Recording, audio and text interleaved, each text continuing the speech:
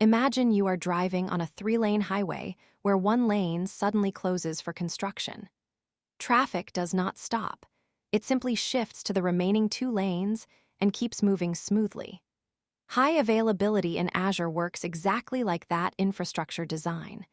It is the practice of building systems that remain operational even when individual components or entire data centers fail. In this lesson, we will explore why uptime matters, how to eliminate single points of failure, and how to implement resilient architectures using real code like AZ-Network LB Create. Here is what we will cover today. We start by defining high availability and examining service-level agreements like the 99.9% target. Next, we compare availability sets against availability zones to see where redundancy lives within East US regions. Then we move into implementation, walking through code that distributes workloads across zones using bicep templates. Finally, we review best practices and common pitfalls you must avoid on the exam and in production to prevent costly downtime during peak traffic. High availability is not just a buzzword. It is a measurable engineering target. Azure calculates uptime based on the percentage of time your application remains accessible to users. The industry standard for critical workloads is 3 nines, or 99.9% uptime. This means you are allowed roughly 52 minutes of downtime per year. To reach this number, you must design architectures that absorb hardware failures and network outages without interrupting service. Missing this target triggers SLI credits and damages customer trust during peak hours. Before we build, we must identify what breaks things. A single point of failure is any component whose failure will cause the entire system to stop functioning. In Azure, this usually means placing all your virtual machines in one location without redundancy. If that server or data center goes offline, users see an error page. Eliminating SBOFs is the absolute prerequisite for any high availability design. You must distribute resources across at least 2 fault domains to prevent a single hardware rack failure from taking down your entire application stack. Azure offers 2 primary mechanisms for redundancy: availability sets and availability zones. Availability sets protect against planned maintenance and hardware failures within a single data center by grouping VMs across update and fault domains. Availability zones go further, distributing workloads across physically separate data centers with independent power and cooling. For modern applications, zones provide significantly stronger protection against catastrophic outages. Choosing the wrong scope leaves you vulnerable to regional network partitions during critical sales events. Let us trace how traffic flows through a zone-redundant architecture. A user request hits the Azure Load Balancer, which distributes incoming traffic across healthy instances. The Load Balancer routes requests to virtual machines spread across Zone 1, Zone 2, and Zone 3. If a power failure knocks out Zone 1, the Load Balancer automatically detects the unhealthy instances and reroutes all traffic to the remaining zones. The user experience remains completely uninterrupted. This automated routing prevents timeout errors during sudden infrastructure disruptions. Now we move into implementation. To engineer true high availability, you must follow a strict sequence of steps. First, you distribute compute resources across multiple availability zones to eliminate physical single points of failure. Second, you configure automated health probes to detect service degradation instantly before users notice. Third, you automate failover logic so traffic shifts without human intervention. Skipping this sequence causes cascading failures when backend services drop during peak migration windows. This bicep script implements the first step by defining a virtual machine scale set named myAppScaleSet in East US. Notice the zones array listing 1, 2, and 3. This forces Azure to spread your VMs across 3 distinct physical data centers. The capacity is set to 3, ensuring at least 1 instance per zone. We also specify an automatic upgrade policy, so patches are applied safely without taking the fleet offline. This configuration prevents service interruptions during monthly cumulative updates. With your compute distributed, the next critical step is monitoring health continuously. You must configure automated health probes to detect service degradation instantly before users notice errors. These probes actively check specific endpoints at defined intervals to verify that applications are actually responding. Without active monitoring, you cannot trigger auto-scale rules or route traffic away from degraded nodes efficiently. This proactive checking prevents cascading failures during sudden backend spikes. This JSON configures a health probe for your load balancer. It uses the HTTP protocol to check the /API/health endpoint every 5 seconds. If the service fails 2 consecutive checks, the load balancer automatically stops sending traffic to that instance. This prevents user errors and allows the system to replace unhealthy VMs without manual intervention. Setting the interval too high causes delayed failover during sudden database connection drops. High availability is not a feature you toggle on. It is a design philosophy that dictates every architectural decision.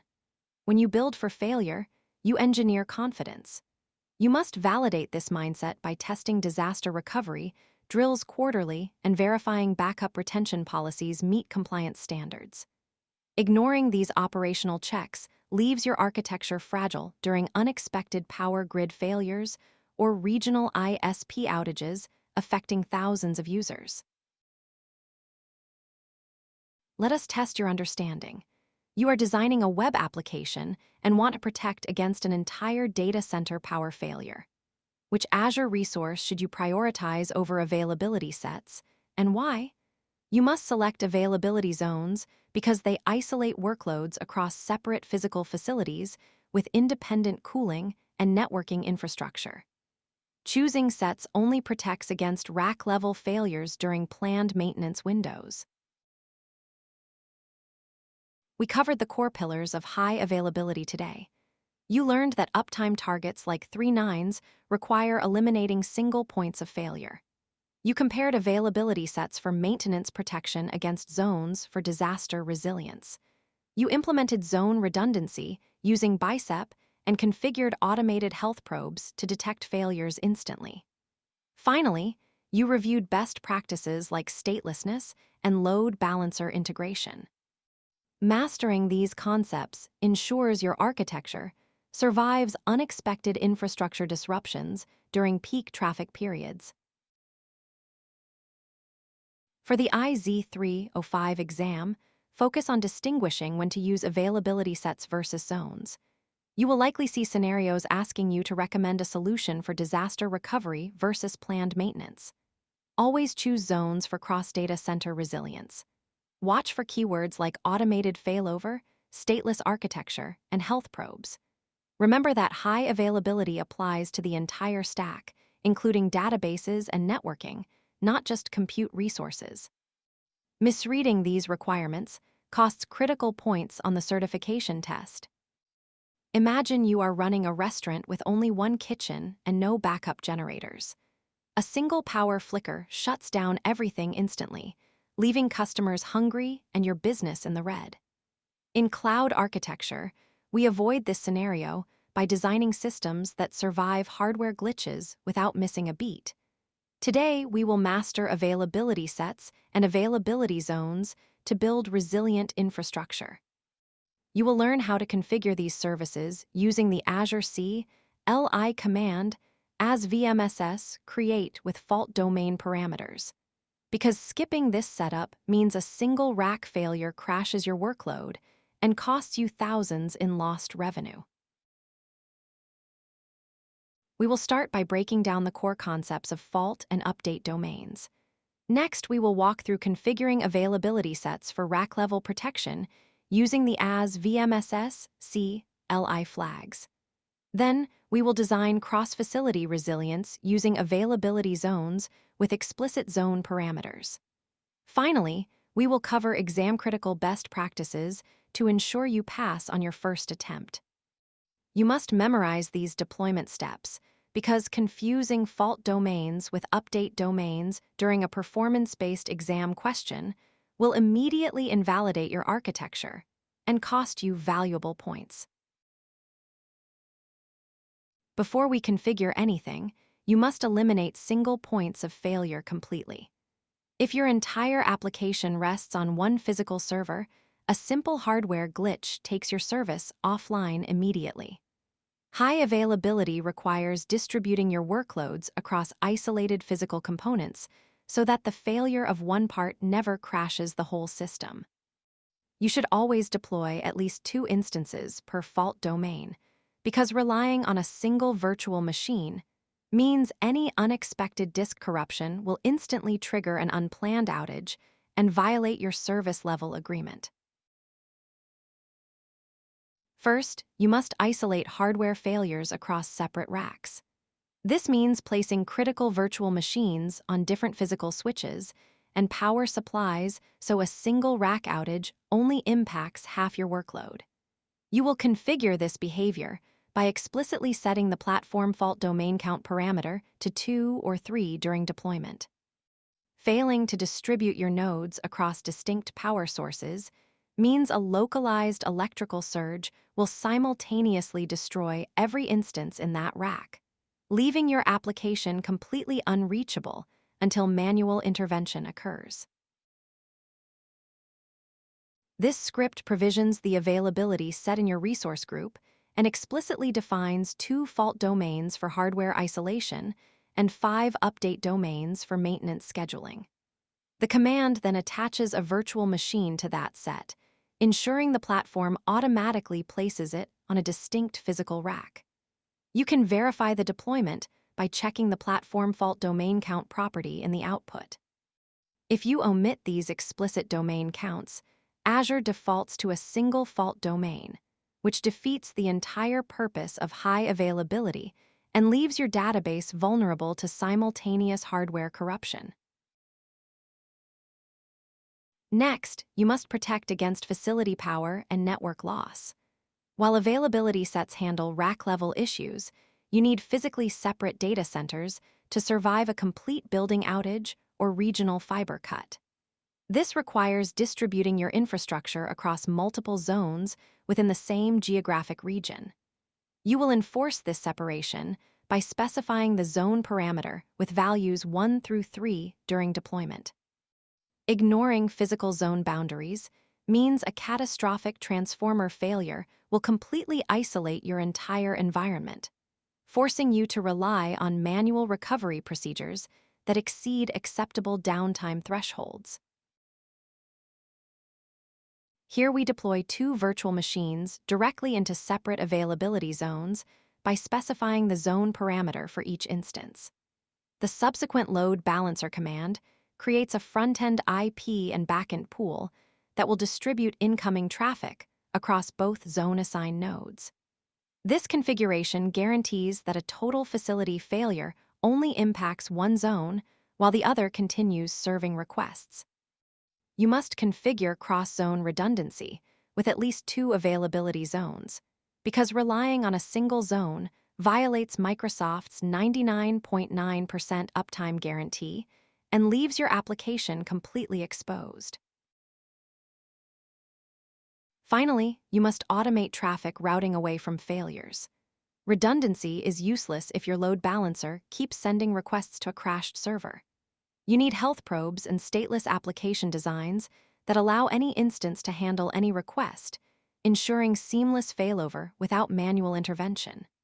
You will implement this behavior by configuring the health probe port parameter on the Azure Load Balancer with standard TCP checks on port 8080. Skipping active health monitoring means stale traffic will continuously hit unresponsive endpoints, causing cascading timeouts that overwhelm your remaining healthy nodes. When you compare these 2 options, the distinction becomes clear. Availability sets operate inside a single data center to protect against rack and hardware failures. Availability zones span multiple physical facilities within a region to guard against power or network outages. You typically combine both for maximum resilience. You should always pair an availability set with a cross-zone load balancer, because relying solely on zone redundancy ignores internal switch failures, while using only availability sets leaves you completely vulnerable to complete data center evacuations. Watch how traffic flows through a properly configured high availability architecture. A client request hits the load balancer, which distributes it to an active virtual machine in Zone 1. The health probe continuously checks the server status, and if that zone goes offline, the balancer instantly reroutes all incoming requests to the surviving instance in Zone 2. You must configure the backend pool with at least 2 instances per availability zone, because failing to maintain this minimum threshold violates Microsoft's service level agreement and guarantees immediate client timeout errors. First, keep your application tiers stateless to allow any node to handle any request. Next, use managed caches for session data so you never lose user context during a failover. Then avoid hard-coded IP addresses because instance IPs change during replacement. Finally, combine this with cross-region backups. Meeting a 99.9% uptime target requires all these layers working together seamlessly. You should store configuration data in Azure Key Vault rather than local disk drives, because relying on ephemeral storage means any automatic scale-out event will instantly corrupt active sessions. Let's test your understanding of the core concepts. Which specific architectural component protects your workload against a full data center power outage? Think about the physical scope of each offering before you check the answer. You must select availability zones rather than availability sets, because only cross-facility deployments guarantee survival during complete infrastructure loss, while relying on single-site configurations will immediately fail any performance-based exam scenario requiring disaster recovery. Remember this principle as you design your solutions. True high availability is not just about redundancy. It is about designing systems that gracefully degrade and automatically recover from physical failures. Your architecture should never rely on manual intervention to survive a hardware glitch. You will achieve this resilience by implementing automated health checks and stateless backend pools, because ignoring these foundational patterns means any unexpected server reboot will trigger prolonged service interruptions that directly violate your organizational compliance requirements and damage customer trust. We covered the essential building blocks of cloud resilience. You learned to eliminate single points of failure by distributing workloads across isolated physical components. You configured availability sets for rack-level hardware protection and deployed across zones to survive facility outages. Finally, you automated traffic routing with load balancers to ensure continuous service delivery. You must master these deployment patterns because exam questions consistently test your ability to match specific failure scenarios with the correct Azure CLI commands, and skipping this review will leave you unprepared. For the exam, focus on matching the correct scope to the failure type. You will see scenarios asking whether to use availability sets or zones based on the disaster described. Always pair high availability with stateless design and DNS-based routing rather than hard-coded IPs. Finally, remember that true disaster recovery requires cross-region replication beyond just local redundancy.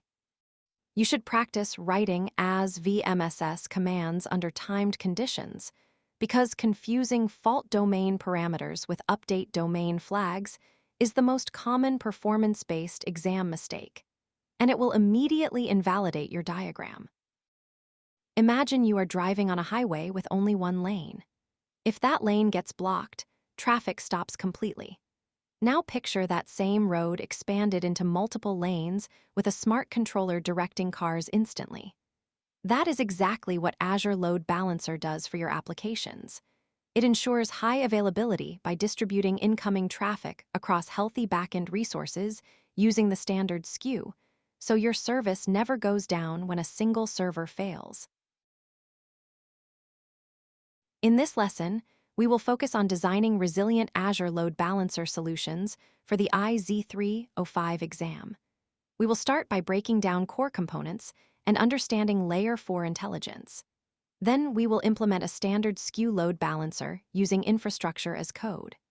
Next, we will dive into critical configuration details like health probes and session persistence. Finally, we will cover high availability patterns to avoid common pitfalls in your architecture. Let's define the core concept. Azure Load Balancer is a Layer 4 service that operates within the OCI model. It provides high availability and network performance for TCP and UDP traffic. Unlike Application Gateway, which works at Layer 7 with web-aware features, this service focuses on raw transport efficiency.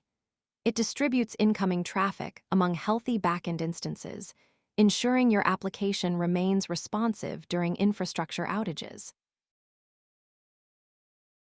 Now let's get into the design process. When you are architecting a load balancer, you must follow a specific sequence to ensure traffic flows correctly. We will walk through this step by step as we build the configuration. You will need to carefully order your resource creation in bicep templates to prevent dependency conflicts, and verify each endpoint before moving forward to avoid routing errors that could silently drop production requests. First, you must define the front-end IP configuration. This is the entry point where clients send their requests. You can configure a public IP for internet-facing apps or a private IP for internal services.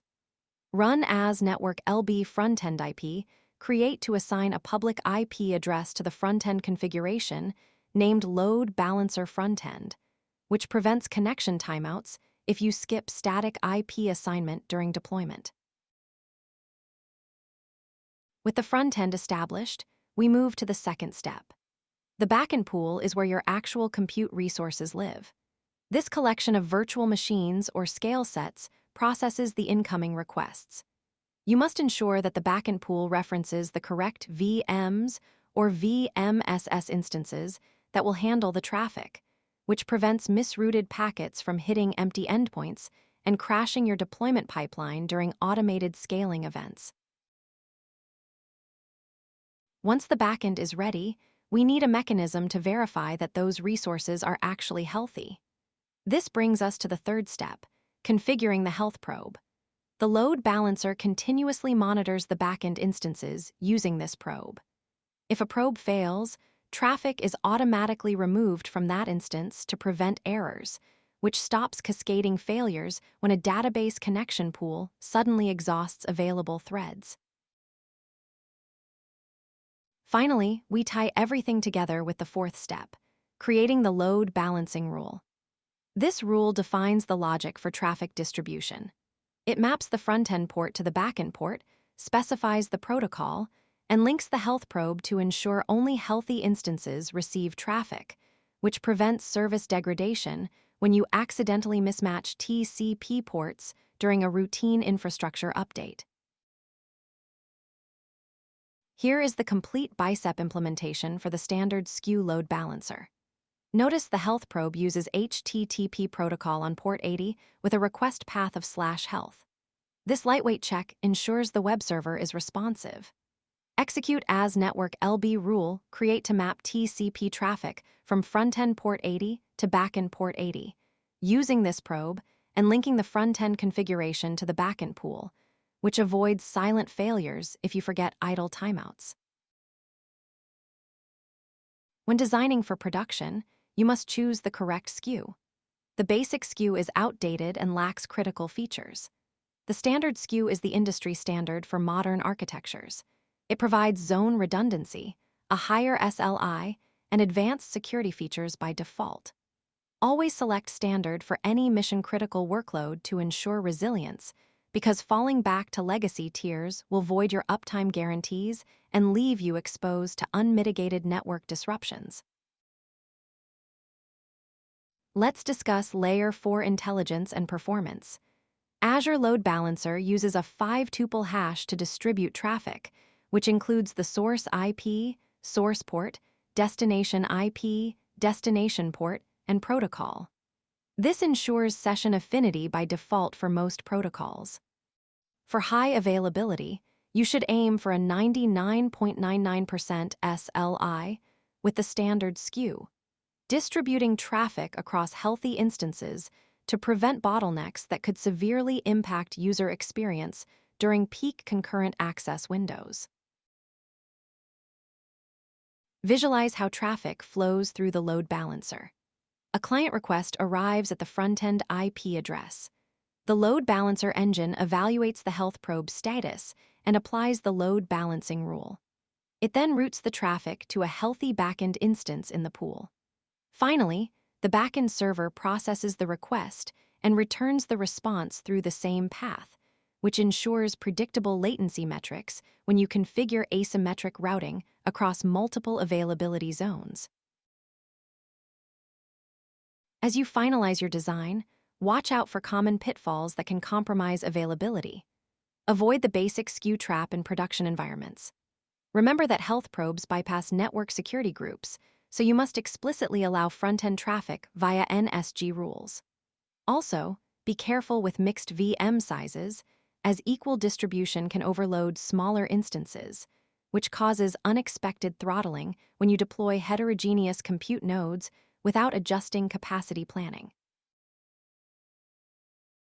Keep this principle in mind as you design. Your application is only as available as your health probes. If your probe is misconfigured or too aggressive, you risk removing healthy instances from the pool. Always design for failure by assuming a VM or zone will go down and distribute your infrastructure accordingly, which prevents cascading outages when you accidentally set probe intervals below 2 seconds during stress testing. Here is a configuration snippet for implementing session persistence. By setting the load distribution property to source IP, you force the load balancer to route traffic from the same client to the same backend instance.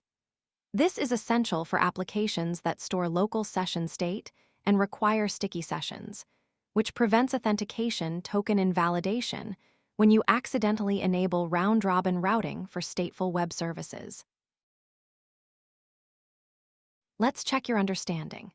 Which SKU should you always choose for production workloads to ensure zone redundancy and a higher SLI?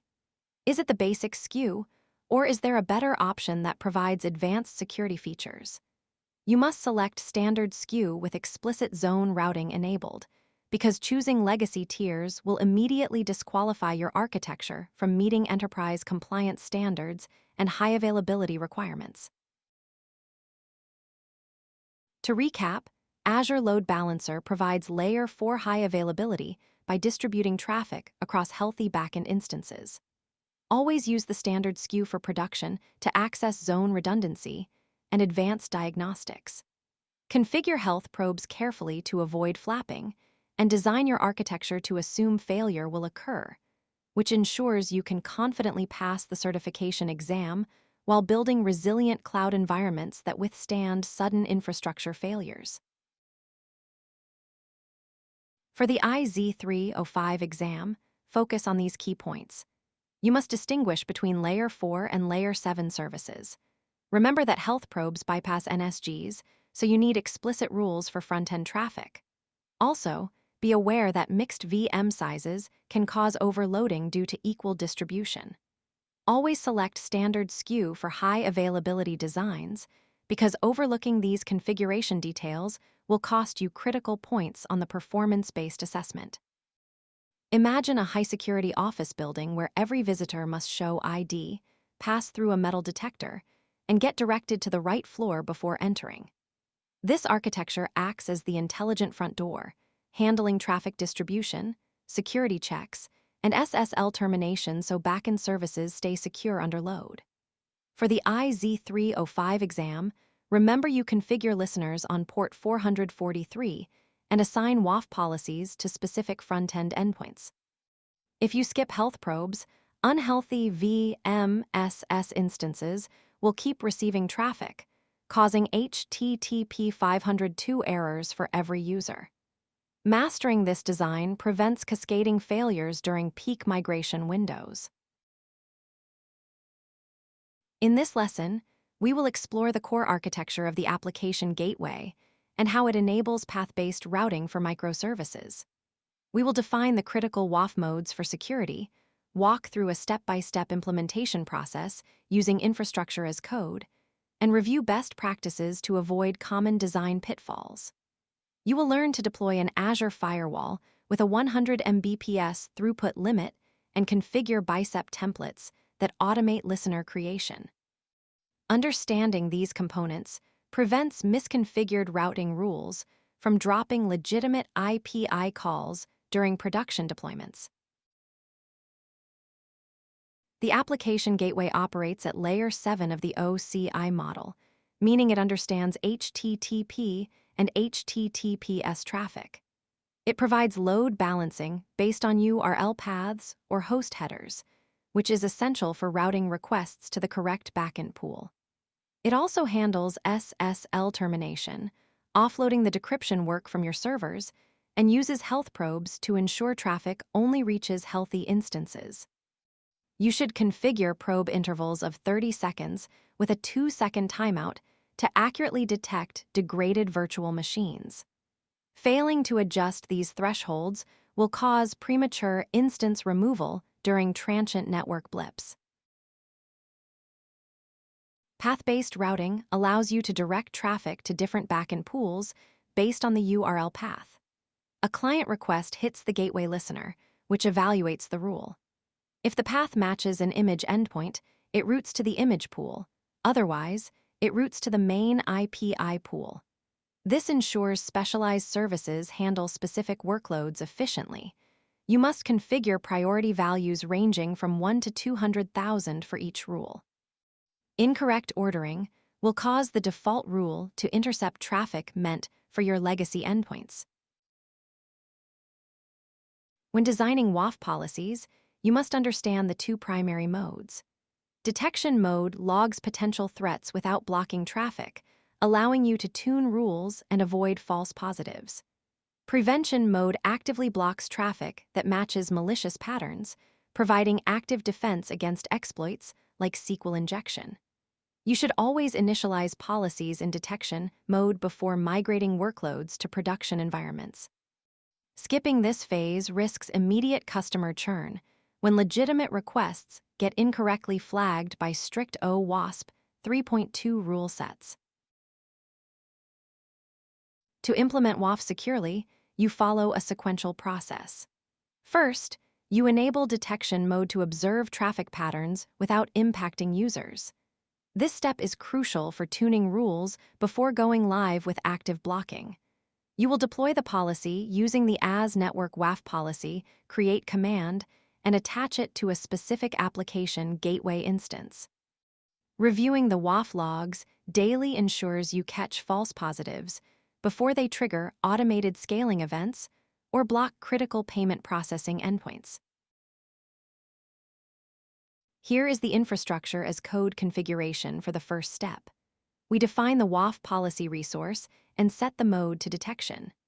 This ensures the firewall observes traffic and logs threats while allowing all legitimate requests through, giving you time to review the logs. You will specify the custom rules section with an action type of match and assign a priority value of 500. Ignoring these configuration details will cause the bicep deployment to fail validation checks during your automated pipeline runs. Once you have reviewed the logs and are confident in your rules, the next step is to switch to prevention mode. This activates the blocking capabilities, ensuring that identified threats are stopped before they reach your backend services. You will update the policy through the Azure portal or ISC scripts and verify the status field explicitly displays enabled. Neglecting this transition leaves your IPI endpoints completely exposed to automated bot attacks and credential stuffing attempts during peak traffic hours. In this code snippet, we update the same WAF policy resource, but change the mode to prevention. This modification activates the active defense mechanisms. The firewall will now drop requests that match the OWASP rule set, protecting your application from known vulnerabilities. You must configure the request body inspection size limit to 2,000 kilobytes and enable cookie-based session affinity for stateful microservices. Forgetting these parameters will cause session timeouts and force users to repeatedly re-authenticate on every page refresh. Understanding the different WAF rule types helps you design a robust security posture.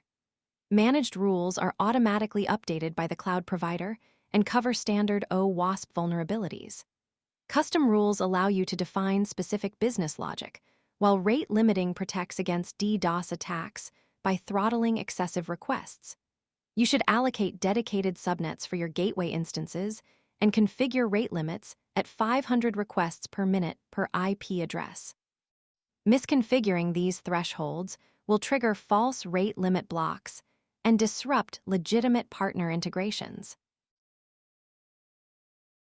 To maximize effectiveness, implement custom health probes that check for a 200 OK response on a specific endpoint, rather than just checking if the server is up. Enable auto-scaling to handle traffic spikes and integrate WAF logs with a SIEM system for centralized visibility. Using managed rule sets reduces maintenance overhead by automatically covering new vulnerabilities. You will configure probe paths as health check and set the interval to 30 seconds with 3 consecutive failures required. Skipping these details causes premature instance removal during routine maintenance windows. Security is not a feature. It is the foundation of availability. A secure application that cannot be accessed due to misconfigured rules is just as unavailable as one under attack. You must validate rule priorities and test WAF policies in isolated environments before promoting them to production subscriptions. Failing to document these configurations will lead to compliance audit failures and delayed incident response times when legitimate customers report service outages. Let's check your understanding. Which WAF mode logs potential threats without blocking traffic, allowing you to tune rules before going live? The answer is detection mode, which provides visibility without impacting user access. You will recognize this mode by checking the policy status field and verifying that log analytics workspaces receive unblocked request entries. Confusing these modes during exam scenarios often leads to selecting prevention configurations when the question explicitly requires non-disruptive monitoring capabilities. We covered the core architecture of the application gateway, including Layer 7 routing and SSL termination. We defined WAF modes and walked through the implementation steps from detection to prevention using infrastructure as code. Finally, we reviewed best practices like health probes and auto-scaling to ensure resilience. You should practice configuring path rules with priority values between 1 and 200,000 in your lab environments. Mastering these configurations directly impacts your ability to pass performance-based certification assessments without wasting time on trial-and-error deployments. For the AZ-305 exam, focus on path-based routing configurations and WAF mode behaviors. Know how to configure health probes and distinguish between managed and custom rule sets. Understand the difference between regional load balancing with application gateway and global traffic management with Front Door. You will encounter scenario questions requiring you to select port 443 listeners for HTTPS workloads and apply WAF policies at the front-end endpoint level. Misreading these requirements will cause you to choose inappropriate routing strategies that fail under high-concurrency production loads. Imagine a global courier network where every package is instantly rerouted to the nearest distribution center the moment traffic spikes. That is exactly what Azure Front Door does for your web applications. It acts as a cloud-first, global content delivery network and load balancer at Microsoft's edge. In this lesson, we will explore how you can use Front Door to deliver low-latency performance, ensure high availability, and secure your apps against threats before they reach your infrastructure. Here is exactly what we will cover to master this topic for the AZ-305 exam and your architecture work. We start by understanding how Front Door leverages Anycast routing for edge performance. Next, we examine backend pools and health probes to ensure reliability. Then, we implement global load balancing step-by-step using real CLI commands. After that, we discuss security with WAF integration. Finally, we review common pitfalls to prevent costly downtime during peak traffic events. Front Door operates at the global layer 7, meaning it fully understands HTTP and HTTPS protocols. It uses Anycast protocol to direct user requests to the nearest point of presence in Microsoft's network. This reduces latency significantly because traffic travels a shorter physical distance. Once the request hits the edge, Front Door inspects it against routing rules and forwards it to your backend pool. Failing to configure proper Layer 7 rules will cause unnecessary backend strain and slow response times. A key term you must know is the backend pool. This is a logical group of endpoints that handle your application traffic. Front Door routes requests to these backends based on strict routing rules and health probe status. If a backend becomes unhealthy, Front Door automatically stops sending traffic to it, ensuring users only interact with healthy resources. Misconfiguring this pool will cause immediate service outages during regional failures. Let's see how to define a backend pool using the Azure CLI. In this command, we create a pool named MyBackendPool in our resource group. We specify the server address and ports for HTTP and HTTPS. The priority and wait fields are crucial. Priority determines the order for active-passive setups, while wait distributes traffic across multiple active regions. Configuring these weights incorrectly will cause uneven load distribution and potential backend overload. Now let's implement global load balancing step by step. First, we define the backend pools for each region. This establishes the exact servers that will handle incoming traffic. You must assign unique priority values ranging from 1 to 200 to control failover order. Skipping this step will cause unpredictable routing behavior during regional network disruptions. Here is the CLI command to create a backend pool for your East US region. We set the address to the app service hostname and configure the health probe to check a dedicated health endpoint every 60 seconds. This ensures Front Door only sends traffic when the database and service are responsive. Incorrect probe intervals will trigger false failures and cause unnecessary traffic diversion. Next, we configure the routing rules. These rules determine exactly how traffic is directed based on URL patterns and which backend pool to use. For example, you might route static images to a cache and dynamic IPI calls to the primary backend. Misaligned path matching will cause incorrect resource delivery and increased backend latency. This CLI command creates a routing rule for the /API path. It forwards traffic to the East US backend pool using HTTPS. We also enable session affinity with cookies to ensure stateful requests go to the same server. Disabling this feature will break user sessions and cause authentication failures during active load balancing. Finally, we enable WAF and health probes for security and reliability. Attaching a WAF policy protects against SQL injection and cross-site scripting attacks at the edge. Health probes ensure traffic is only sent to healthy regions. Neglecting these configurations will leave your infrastructure exposed to automated bot attacks and regional failures. Here we attach a WAF policy to the front door instance.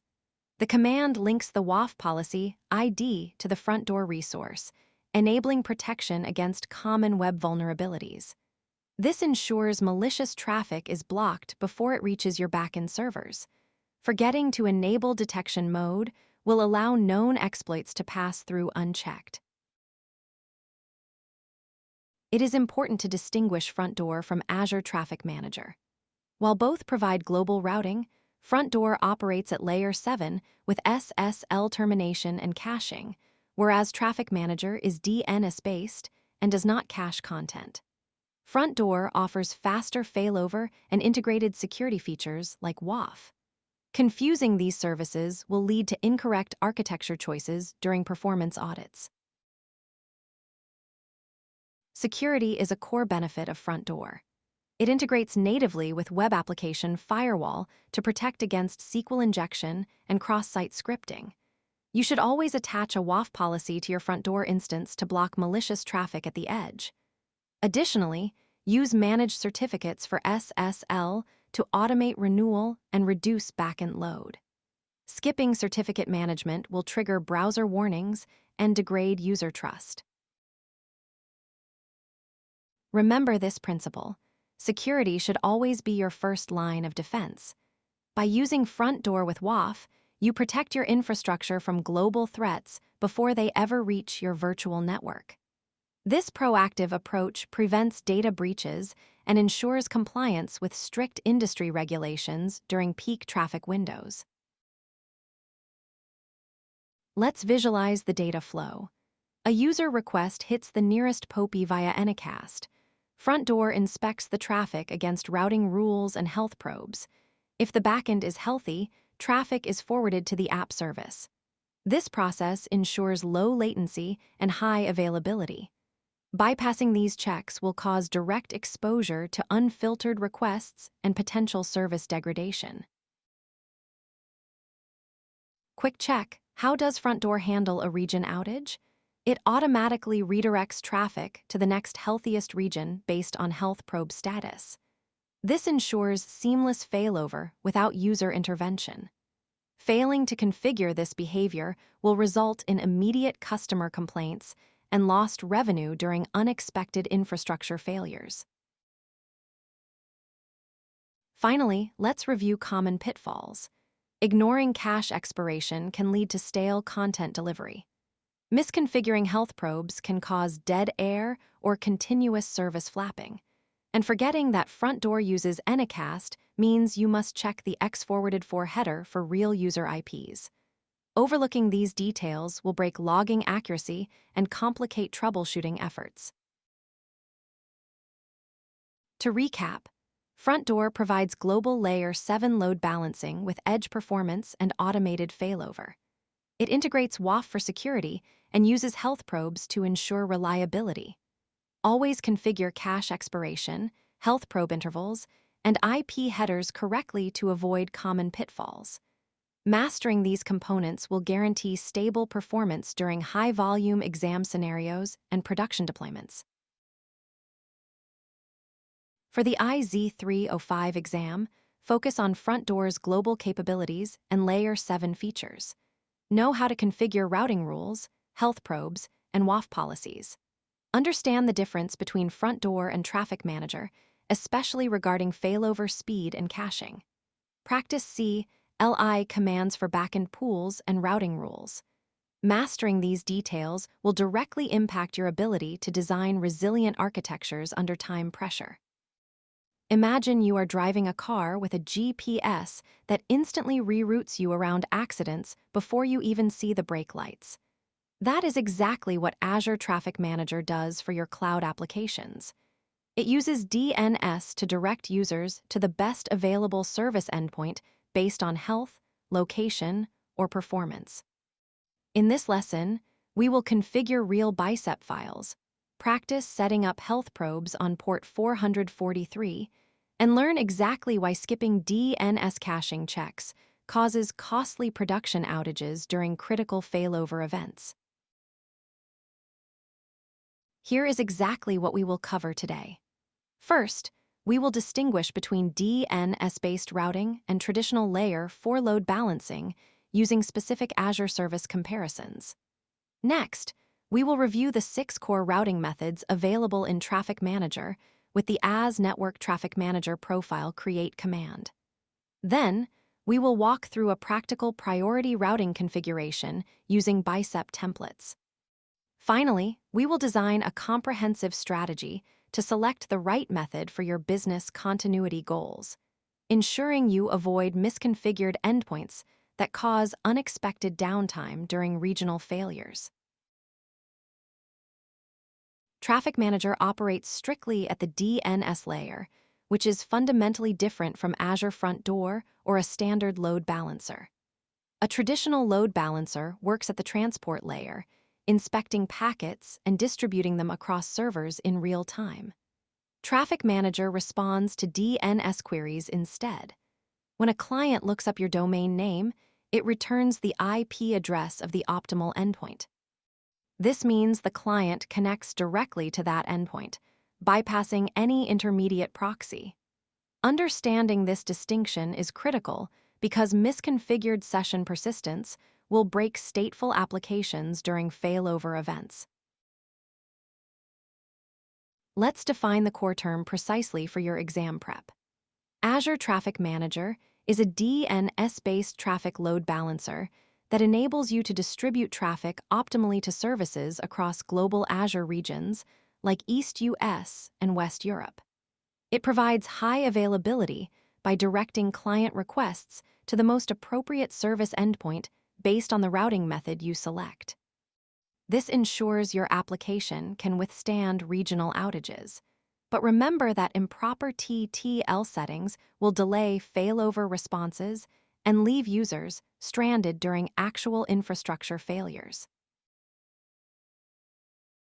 Traffic Manager offers 6 distinct routing methods, and choosing the wrong one breaks your architecture.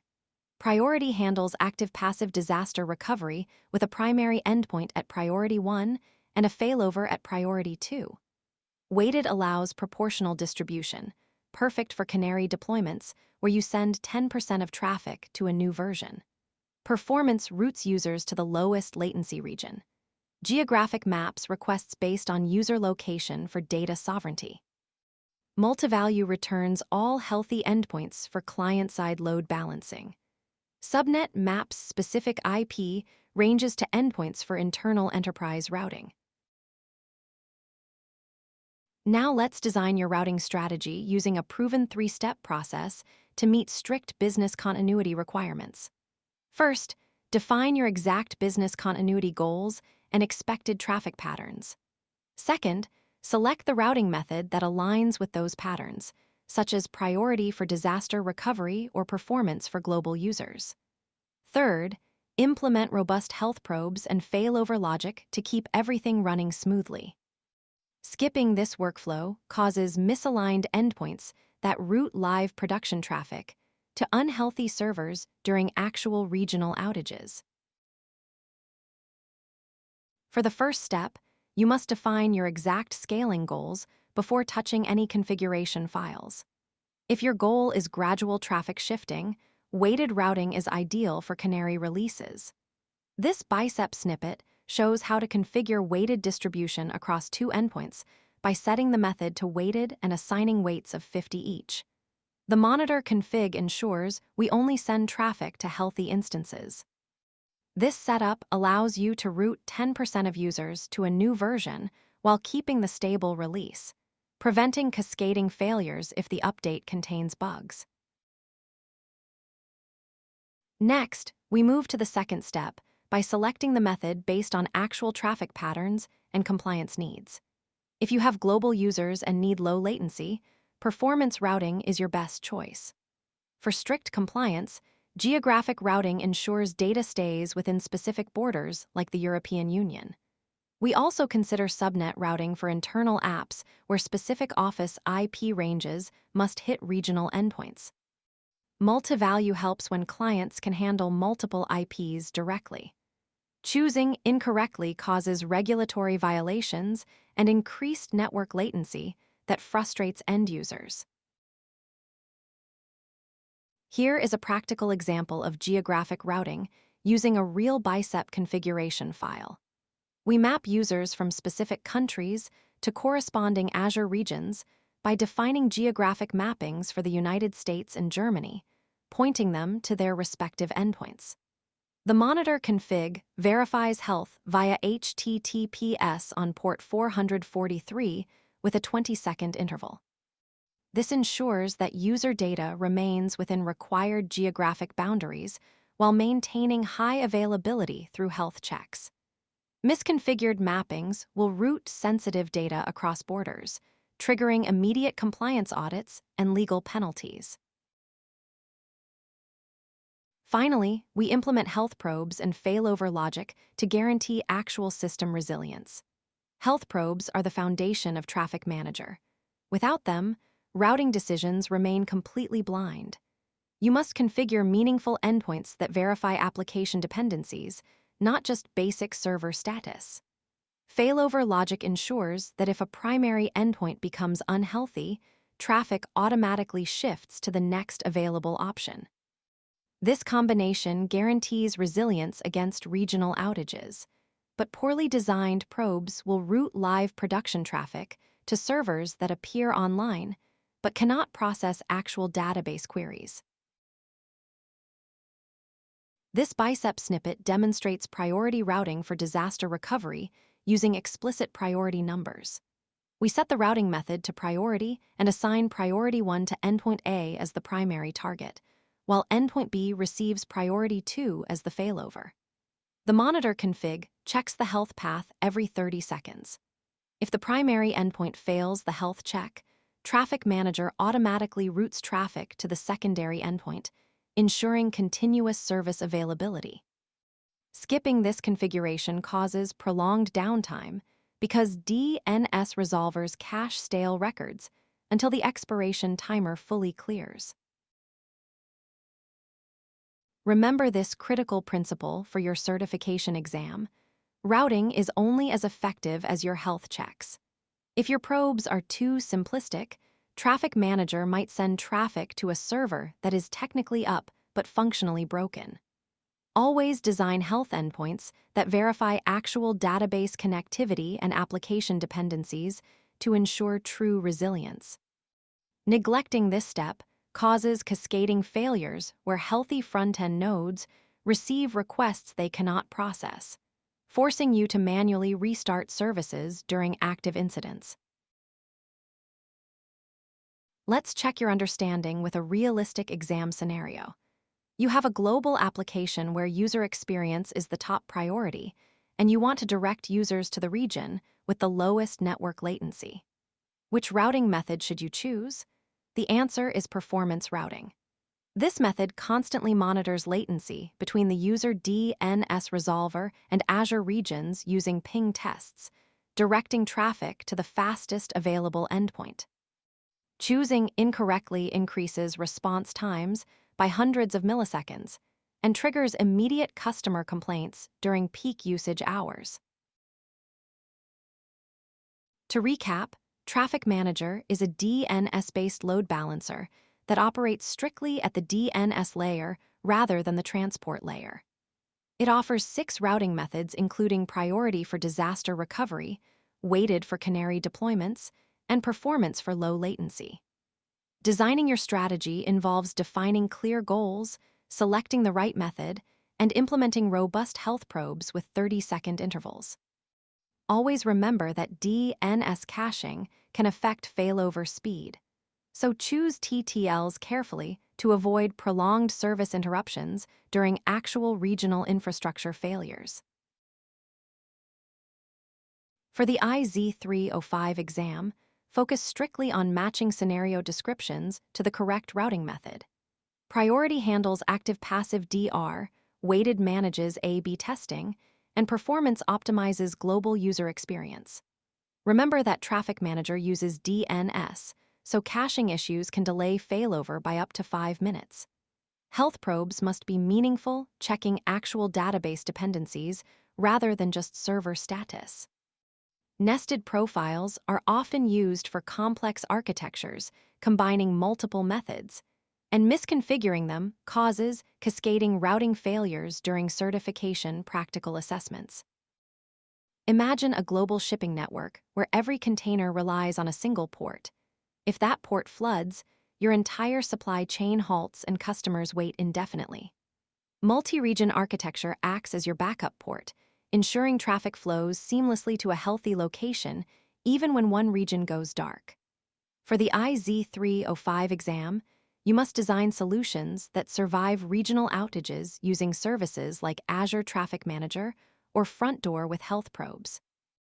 Always verify your failover thresholds, match business needs, to prevent unnecessary disruptions during minor blips. We will start by exploring why multi-region is essential for business continuity and how it protects revenue streams during disasters. Then we'll compare the two main architecture patterns, active-passive versus active-active, focusing on their cost implications and complexity trade-offs. Next, we'll walk through a step-by-step design process using a cumulative reveal to solidify your understanding.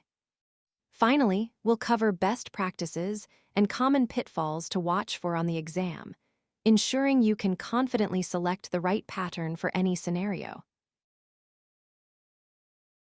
Single regions handle server failures, but they cannot survive a regional disaster like a power grid failure or a major network outage, affecting all availability zones simultaneously. Multi-region design protects against these catastrophic events and ensures compliance with data residency laws requiring storage within specific jurisdictions. It also reduces latency by placing compute closer to users globally. For mission-critical systems, this is the only way to achieve extreme uptime. Consider Azure SQL geo-replication or Cosmos DB multi-region rights to meet strict RTO and RPO requirements while maintaining regulatory standards. There are two primary patterns to master. Active-passive has one region handling all traffic, while the other sits dormant or minimal, making it cost-effective and best for moderate recovery time objectives where you can tolerate minutes of downtime. Active-active distributes traffic across both regions simultaneously, offering near-zero downtime, but with higher complexity and cost. On the exam, you must distinguish between these based on business requirements. Active-passive uses DNS failover or traffic manager probes, while active-active requires a global load balancer like Front Door to manage state and distribution efficiently. Let's design a solution step by step. First, we must assess your RTO and RPO requirements to determine how much data loss is acceptable. If your business cannot tolerate losing more than 5 minutes of transactions, you need synchronous replication or very frequent backups. This assessment drives every subsequent decision. For example, an e-commerce platform might require an RPO of 0 seconds during checkout, but could accept an RTO of 15 minutes for non-critical reporting databases. Define these metrics clearly before selecting any Azure services to avoid over-engineering or underprotecting your workload. Start by defining your recovery time objective and recovery point objective with precise numbers. RTO dictates how quickly you must be back online, while RPO defines the maximum acceptable data loss in time or records. These numbers drive every subsequent design decision. If your RPO is 0, you cannot use asynchronous replication.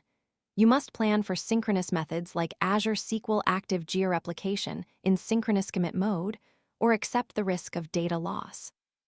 Always document these constraints, as exam questions often hide specific tolerance levels that force a particular architecture choice. Next, based on those requirements, select your architecture pattern. Choose active-passive for cost efficiency when you have a higher RTO, or active-active for maximum performance and instant failover with near-zero RPO. If you need zero data loss across regions, active-active is often required, though it introduces state management challenges. On the exam, look for keywords like cost-effective, minimal downtime, or data residency to guide your choice. Ensure your selected pattern aligns with the application's statelessness or ability to share session data across regions using external stores like Azure Cache for Redis. If you choose active-passive, configure the secondary region to replicate data but not serve user traffic until failover occurs. Use a health check to monitor the primary. If it fails, update DNS or traffic manager records to point to the secondary. For active-active, use Azure Front Door to distribute traffic based on proximity and health scores. This requires careful state management to avoid conflicts. Always test your failover logic using as network DNS record seta add record commands in practice to ensure routing updates work automatically when probes detect endpoint failures. Finally, configure replication and traffic routing to ensure seamless failover. Implement data replication to keep databases in sync, and set up health checks to route traffic only to healthy regions. You must verify that your replication lag stays within acceptable thresholds, as excessive lag can cause data inconsistency during failover.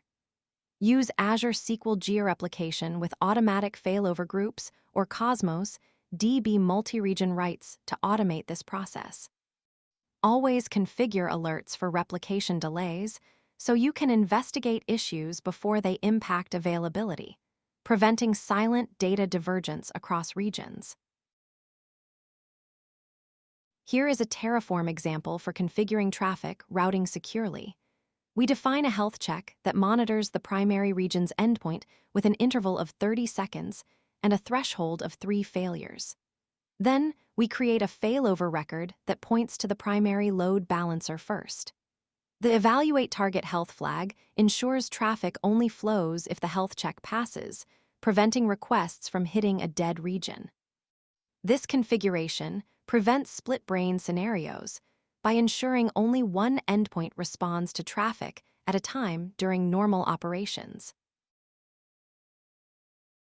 A critical pitfall to avoid is the split-brain scenario, where two regions both believe they are primary and accept writes simultaneously, leading to data corruption and reconciliation nightmares. This usually occurs due to network partitions or misconfigured failover logic that allows both sites to become active. Use distributed consensus mechanisms like raft or strict leader-follower configurations with lease-based locks to prevent this. In Azure, rely on automatic failover groups for SQL database, which handle quorum checks automatically, ensuring only one primary exists even during severe network disruptions across regions. Remember this principle. Data consistency is the hardest part of multi-region design and often the primary reason for exam questions regarding trade-offs. The biggest challenge is maintaining data integrity across geographic distances where network latency can cause replication lag or conflicts. You must choose between strong and eventual consistency models based on your application needs. For financial transactions, you likely need synchronous replication with strong consistency, while global social feeds might tolerate eventual consistency. Always document these choices to justify your architecture during design reviews and certification exams. Quick check. Which pattern would you choose if your application requires near-zero downtime and you have the budget for complex routing? Is it active-passive or active-active? The answer is active-active, as it distributes traffic across both regions simultaneously to provide instant failover without user impact. Active-passive would result in downtime during a regional outage, while DNS propagates or failover triggers. On the exam, Look for keywords like zero downtime or seamless experience to identify active-active requirements, and ensure you consider state management overhead before selecting this pattern. We covered the drivers for multi-region design, compared active-passive and active-active patterns, walked through the design steps, and highlighted split-brain risks. Multi-region architecture is essential for resilience, but it requires careful planning around data consistency and automated failover mechanisms. Always define our TO and our PO first, select the pattern that matches those constraints, and implement robust health checks using services like Traffic Manager or Front Door.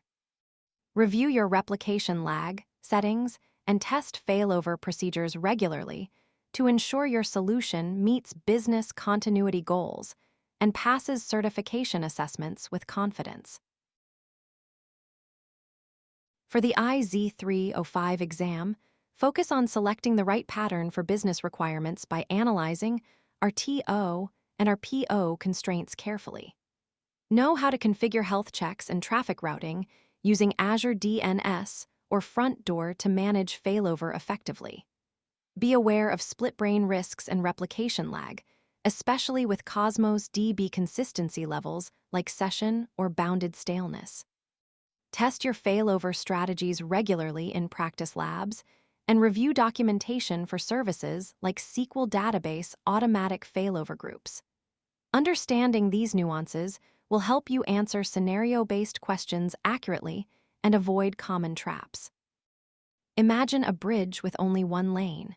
If that single lane gets blocked, traffic stops completely and everyone is stranded. In cloud architecture, your service level agreement is the promise that the road stays open for your users. Today, we will explore how to define those promises, calculate the real-world reliability of composite systems, and design architectures that keep traffic flowing even when components fail. Mastering these concepts prevents costly outages and ensures you pass the AZ-305 exam by structuring resilient multi-tier applications correctly. Here is exactly what we will cover in this lesson. We start by defining SLAs and the math behind uptime percentages. Next, we calculate composite reliability to see how dependencies affect your total availability. Then we design for resilience using virtual machine scale sets and circuit breakers. Finally, we review exam focus areas and best practices for avoiding common pitfalls like ignoring backup costs or misconfiguring health probes that trigger false downtime alerts. A service-level agreement is a formal contract between a service provider and a customer that defines the expected level of service, typically measured in uptime percentage. This is not just a technical metric. It is a binding business commitment tied to financial credits. If you exceed the allowed downtime threshold, you will face automatic penalty calculations or damage your brand reputation. Understanding this contract is the absolute first step in designing for availability and meeting compliance audits. SLI targets are expressed as a percentage of time the service remains available during operational hours. The industry uses nines as shorthand for reliability metrics. Moving from 99% to 99.9% is manageable with basic redundancy, but reaching 99.995% requires sophisticated automated failover across multiple regions. The cost and complexity grow exponentially as you add each additional 9. You must balance the business value of uptime against the technical investment required to achieve it. This table shows the real-world impact of different SLI targets on annual operations. At 99%, you get over 3 days of downtime per year. At 99.99%, that drops to just 52 minutes. For critical payment processing systems, even a few minutes of downtime can be unacceptable for regulatory compliance. Use this reference grid to discuss realistic availability goals with stakeholders and ensure your architecture matches the business requirements without over-provisioning resources. In a series-dependent system, the total availability is always lower than the availability of the individual components. Every dependency you add multiplies the risk of failure across the entire stack. Your composite SLI is strictly capped by the weakest link in your architecture. This mathematical reality drives the immediate need for redundancy and resilience patterns to prevent cascading latency spikes that crash production workloads during peak traffic periods. To improve your composite SLI, we need a systematic approach starting with workload classification. We start by identifying which services are critical for the core transaction and isolating them from non-essential dependencies like logging or analytics. This allows us to apply targeted resilience patterns where they matter most. Failing to isolate these paths will cause minor background jobs to consume shared memory and crash your primary database connections during high load. We implement critical path identification by tagging resources directly in our infrastructure code. This bicep snippet creates a resource group and applies a criticality tag set to essential using the as deployment group create command. By automating this tagging strategy, we can filter and monitor high-value services separately from low-risk ones, ensuring we allocate resilience budget where it counts instead of wasting compute on non-critical test environments. Next, we apply redundancy to eliminate single points of failure across your network topology. By deploying parallel architectures using availability zones, the system remains available if either path succeeds. This changes the math from simple multiplication to a probability calculation where failure requires both paths to fail simultaneously. Ignoring this principle will cause immediate service degradation when a single subnet experiences unexpected power loss or switch failures. We implement circuit breakers to prevent cascading failures when an external dependency is down. This C# code shows a conceptual implementation that tracks failure counts using a configurable threshold of 5 consecutive errors. When the threshold is exceeded, the circuit opens and returns a fallback response immediately, allowing the system to stay responsive instead of waiting on a dead service and exhausting connection pools across your application tier. Finally, we implement graceful degradation so the main application remains functional even if non-essential services fail completely. For example, if a recommendation engine goes down, users can still browse and purchase products using cached inventory data. This isolates failures to non-critical paths and preserves the core user experience. Skipping this step will cause your primary checkout service to throw timeout exceptions and reject legitimate customer orders during peak hours. We configure geo-redundant storage to ensure data availability across multiple Azure regions. This bicep snippet sets up a storage account with standard geo-redundancy enabled using the as storage account create command. By replicating data to a secondary region, we protect against regional outages and meet high availability targets for critical workloads. Failing to configure this replication will cause permanent data loss and extended recovery times during major infrastructure disruptions. This diagram illustrates the difference between series and parallel systems for workload routing. In a series configuration, every component must be up for the system to work, so availability drops with each addition. In a parallel configuration, only one path needs to succeed, which significantly improves total reliability metrics. Use this visual to explain why redundancy matters in your architecture and prevent single points of failure from blocking critical API requests.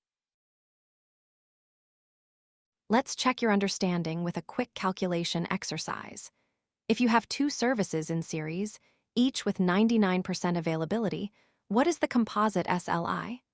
Multiply 0.99 by 0.99 to get 0.9801, which equals 98.01%.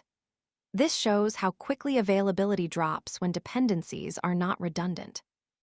Always calculate the composite SLI for your critical paths to avoid unexpected penalty clauses in vendor contracts.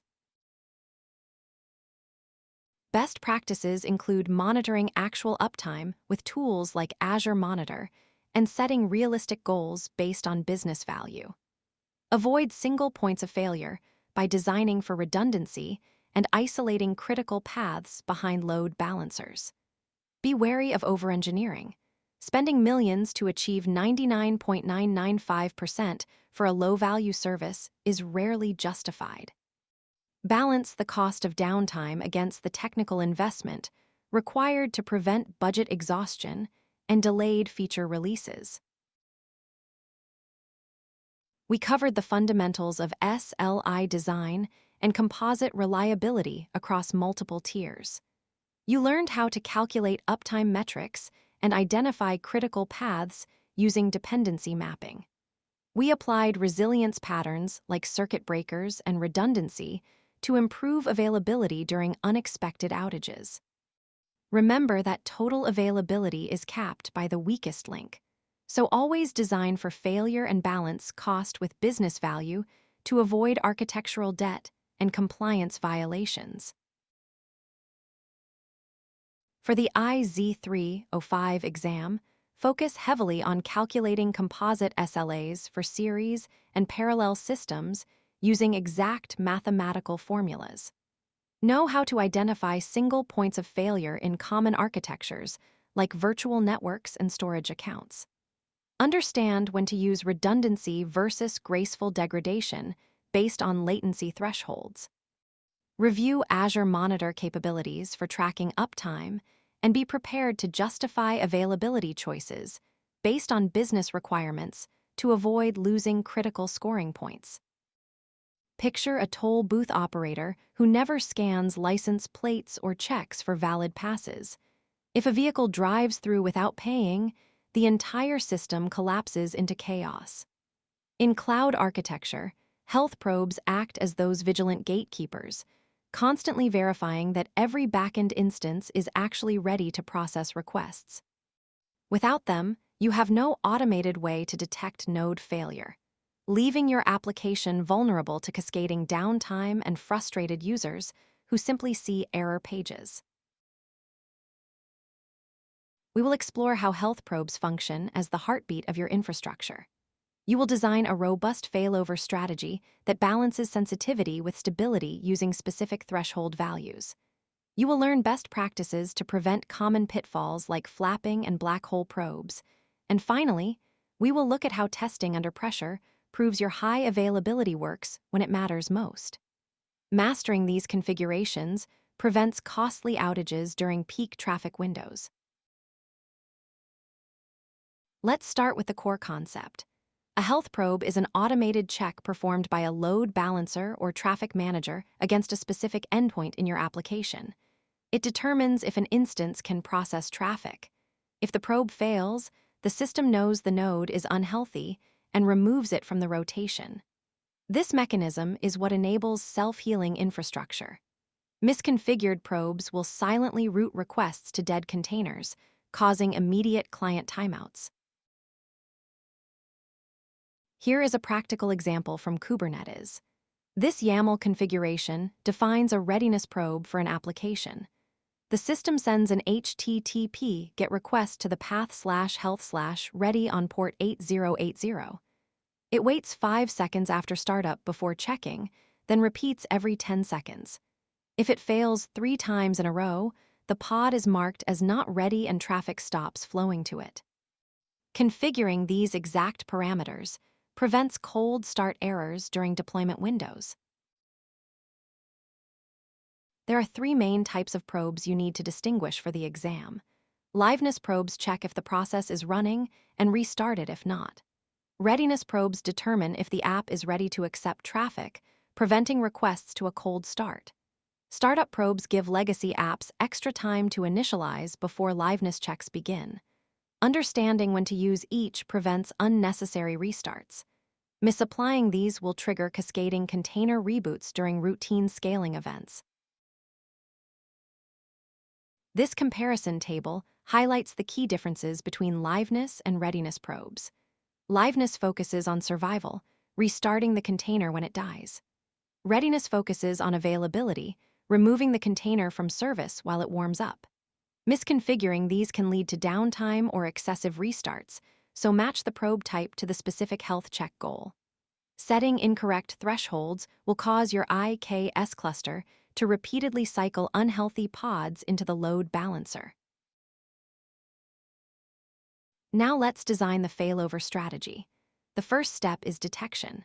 The load balancer must be configured to send probes at the right interval and define a threshold for failure.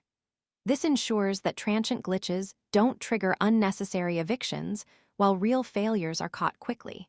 You should set the probe interval to 5 seconds and the health threshold to 2 consecutive successes. Ignoring these values will cause premature node removal during minor network blips. This JSON snippet configures the health probe for an Azure Load Balancer. We set the protocol to HTTP and specify the path /health. The interval is set to 5 seconds, meaning checks happen frequently. The health threshold of 2 means the backend must return 2 consecutive successful responses before being marked healthy again. Using AZ-network LB probe, create with these exact parameters, prevents false positive health states during deployment rollouts. The second step is eviction. Once the detection threshold is met, the load balancer must update its routing table. This removes the unhealthy instance from the backend pool immediately.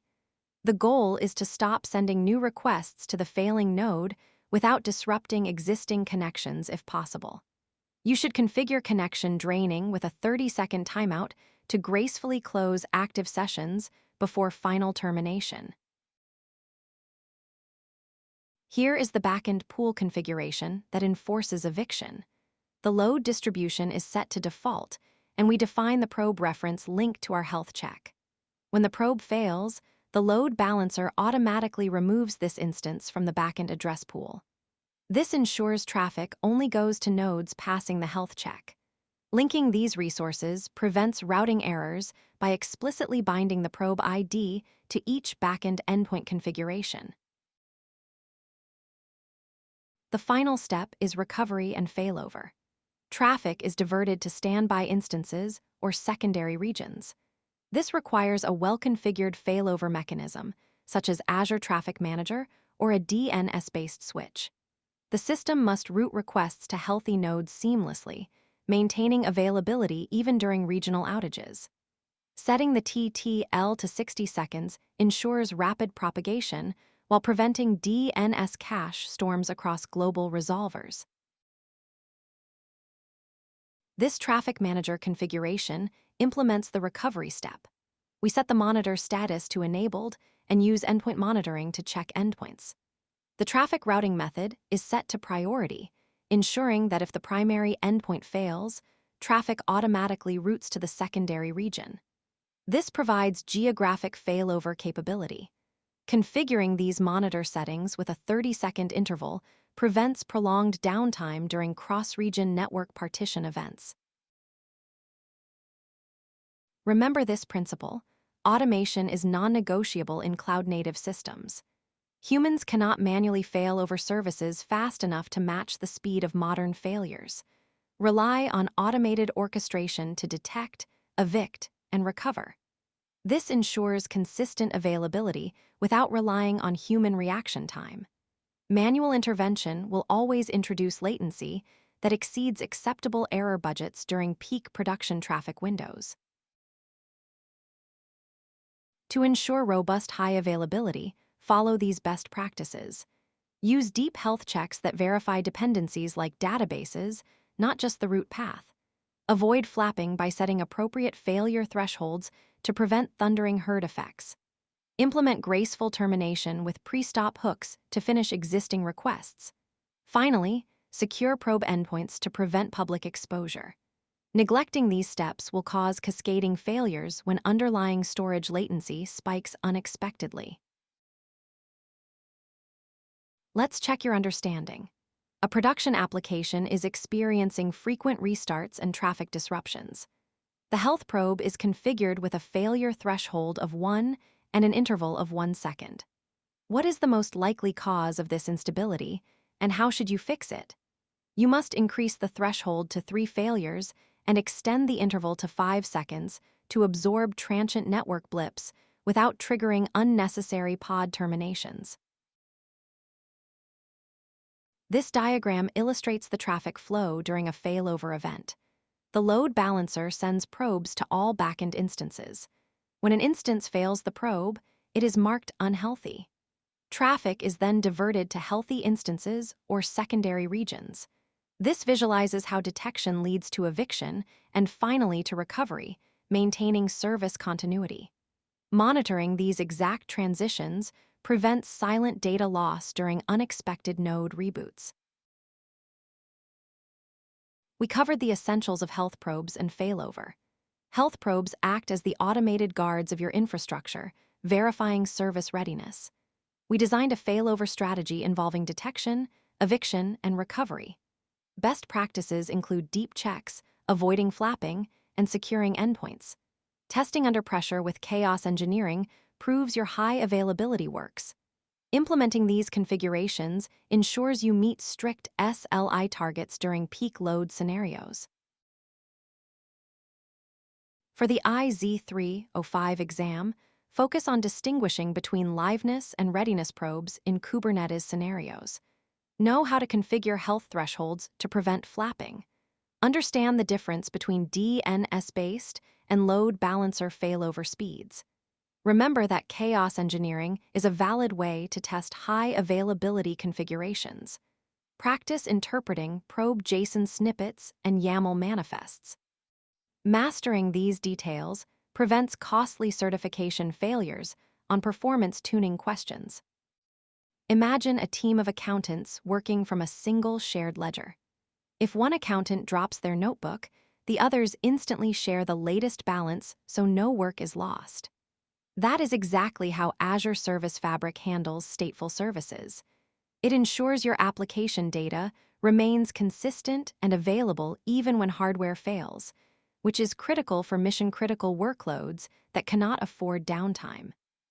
For the AZ-204 exam, remember that synchronous replication across 3 nodes guarantees durability. Skip this configuration, and a single disk failure could corrupt your customer database, triggering costly compliance penalties and immediate service outages. In this lesson, we will cover stateful versus stateless architecture to set the foundation. We will dive into replication mechanics to understand how data moves through the cluster. Next, we will walk through reliable collections code to see the implementation in practice. Finally, we will discuss quorum and sizing rules that are essential for exam scenarios. You need to master these concepts because misconfiguring a stateful service often causes split-brain scenarios during node reboots. Deploying a stateful IPI without defining a minimum replica set of 3 will cause immediate write failures during routine host maintenance. Service Fabric distinguishes clearly between stateless and stateful services. Stateless services hold no local data and can be scaled out behind a load balancer easily. Stateful services maintain data in memory or disk, requiring complex orchestration for consistency. The table below summarizes the key differences you need to know for the exam. You must configure stateful services using the reliable dictionary interface instead of standard caching layers. If you store session tokens in local memory without replication, a single node reboot will drop all active user sessions and trigger widespread authentication failures across your application tier. To understand how Service Fabric maintains availability, look at the cluster topology. Each service instance is divided into replicas distributed across nodes. The primary replica handles all read and write operations. Secondary replicas maintain copies of the data to ensure redundancy. If the primary fails, one of the secondaries is promoted automatically. You must assign unique partition IDs when deploying these services via the Azure portal. Forgetting to configure distinct partitions will cause all traffic to route to a single node, creating a massive bottleneck that crashes your application during peak traffic hours. Service Fabric manages state through reliable collections. This is a key term for the exam. Reliable collections provide transactional, replicated, and persistent data structures like dictionaries and queues. When you use them, Service Fabric automatically handles replication and persistence, so you do not need to write custom failover logic. You must initialize these collections inside the onOpenAsync method of your stateful service implementation. Attempting to access them before initialization throws a null reference exception that halts your entire deployment pipeline and prevents any downstream health checks from passing. Let's walk through the replication process step by step. First, the primary replica accepts a write request from the application. You must configure the service manifest.xml to specify the exact storage capacity for each node in your cluster. If you allocate insufficient local disk space for the transaction log, the primary will reject all incoming writes and return a 503 service unavailable error that breaks your CI/CD deployment validation scripts. In the code, you see add or update async inside a transaction. This method sends the write operation to the primary replica. The state manager then queues this change for replication to the secondaries. The transaction ensures that the update is atomic and consistent across the cluster. You should always wrap these operations within a standard C#async method call.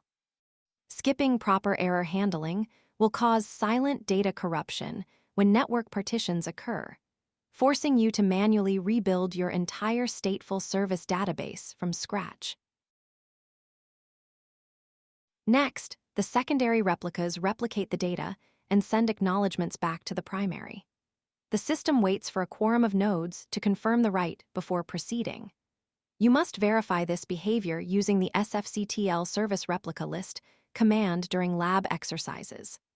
Forgetting to monitor these acknowledgement thresholds will cause your application to hang indefinitely, consuming valuable compute resources and triggering false positive alerts in your monitoring dashboard. The code continues with tx.commitAsync. This call triggers the replication to secondaries. The transaction only completes once the required number of replicas acknowledge the write. This ensures that data is not lost if a node crashes immediately after the commit. You should always implement retry policies using the poly library for these network calls. Failing to add exponential backoff will cause cascading failures across your cluster, forcing manual intervention and delaying your production release by several hours. Finally, once the quorum is reached, the commit succeeds and the data is considered durable. If the primary fails during this process, a secondary is promoted to maintain availability. You must configure health policies in your application manifest to set partition rebalancing timeouts above 30 seconds. Setting this value too low will trigger unnecessary failovers during brief network blips, causing constant service churn that degrades overall cluster performance and wastes compute capacity. Let's check your understanding of quorum math. If you have a replica set size of 5, how many nodes must acknowledge a write for it to be committed? Pause and calculate the majority threshold. The correct answer is 3 acknowledgements because half plus 1 guarantees consistency. Miscalculating this threshold will cause partial commits that corrupt your stateful database, forcing you to restore backups and potentially lose up to 2 hours of transactional data during peak business operations.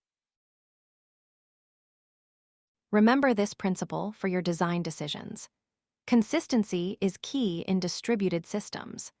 Service Fabric uses a quorum-based model to ensure that data is only committed when a majority of replicas agree, which prevents split-brain scenarios and data loss. You must enforce strict read-write consistency policies in your service manifest files.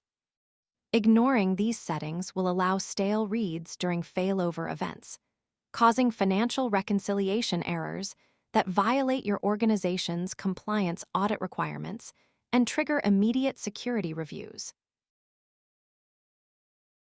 We covered the core concepts of Service Fabric for stateful HI. Stateful services require replication and automatic failover to maintain availability. Reliable collections provide transactional state management with minimal code.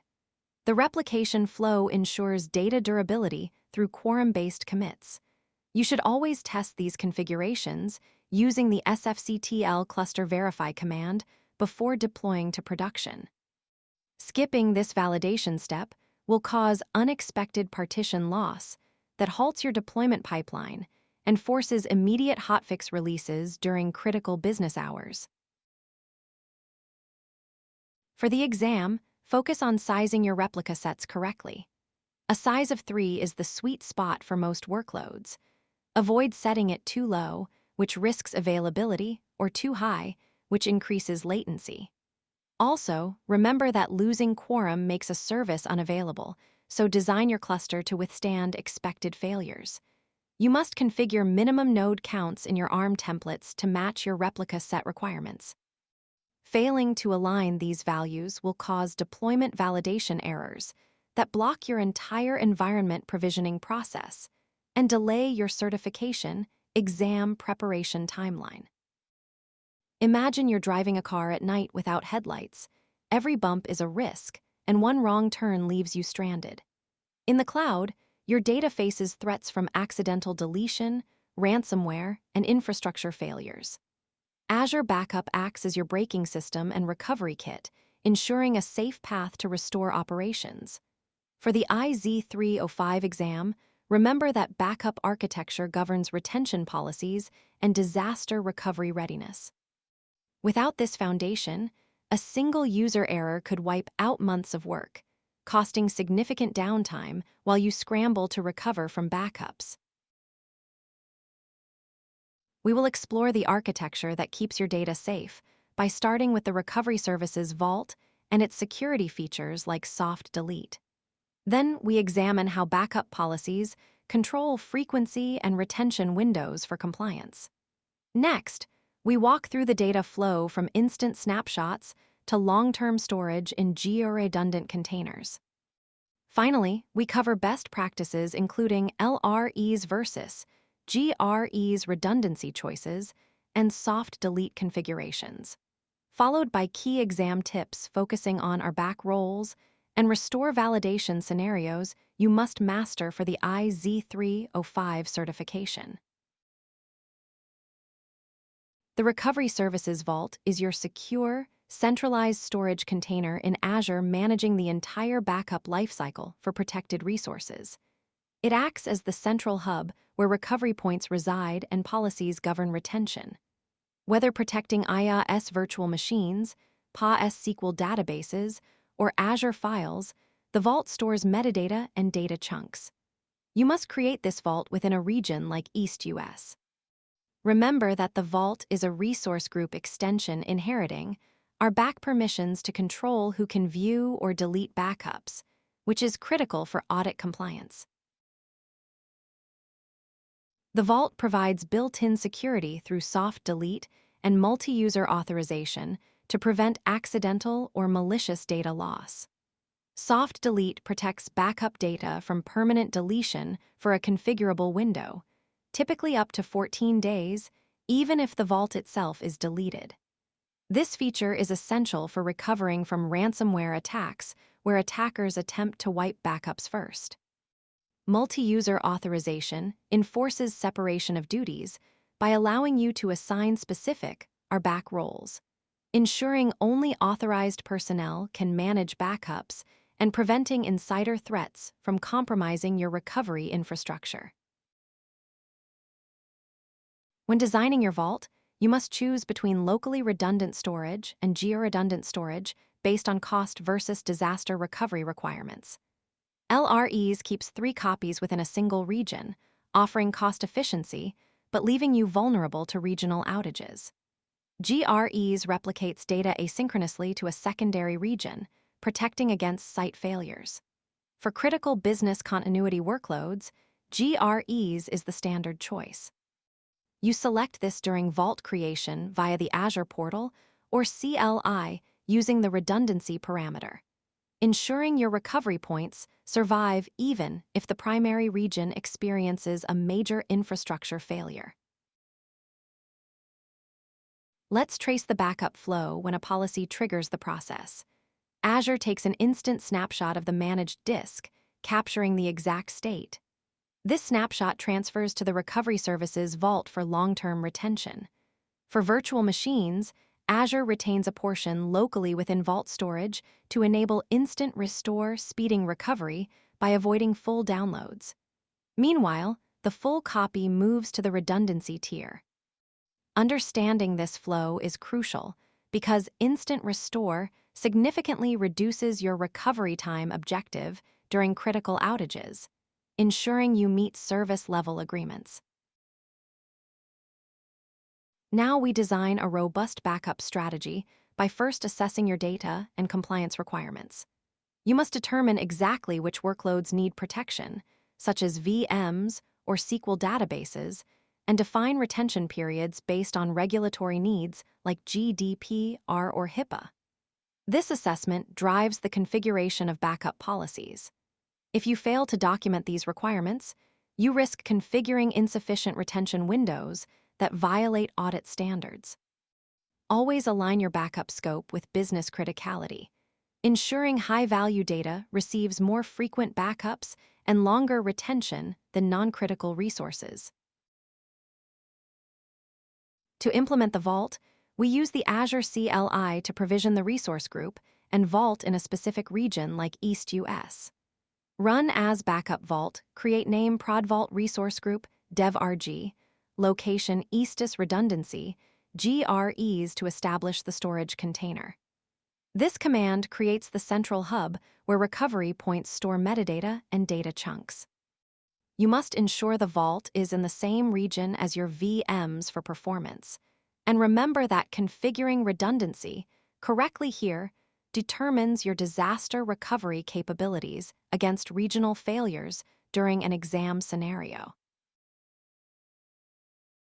With the Vault in place, we move to configuring policies that define backup frequency and retention windows. You can set daily backups for critical workloads and weekly or monthly retention schedules to meet compliance requirements like SOX. Policies govern how long recovery points are kept before purging. If you configure retention too short, you might violate audit regulations. Always align policy settings with your recovery point objective, ensuring you capture data frequently enough to minimize potential data loss during a restore operation for business-critical applications. Here we create a daily backup policy using the CLI command as backup policy create. We set the frequency to daily and define a retention period of 30 days for daily recovery points. This ensures you can restore your VM from any point in the last month. The policy is then associated with the Vault via as backup policy assign. This configuration guarantees that your recovery points remain available for rollback scenarios, preventing data loss from accidental modifications over a 30-day window, while satisfying standard monthly audit retention requirements.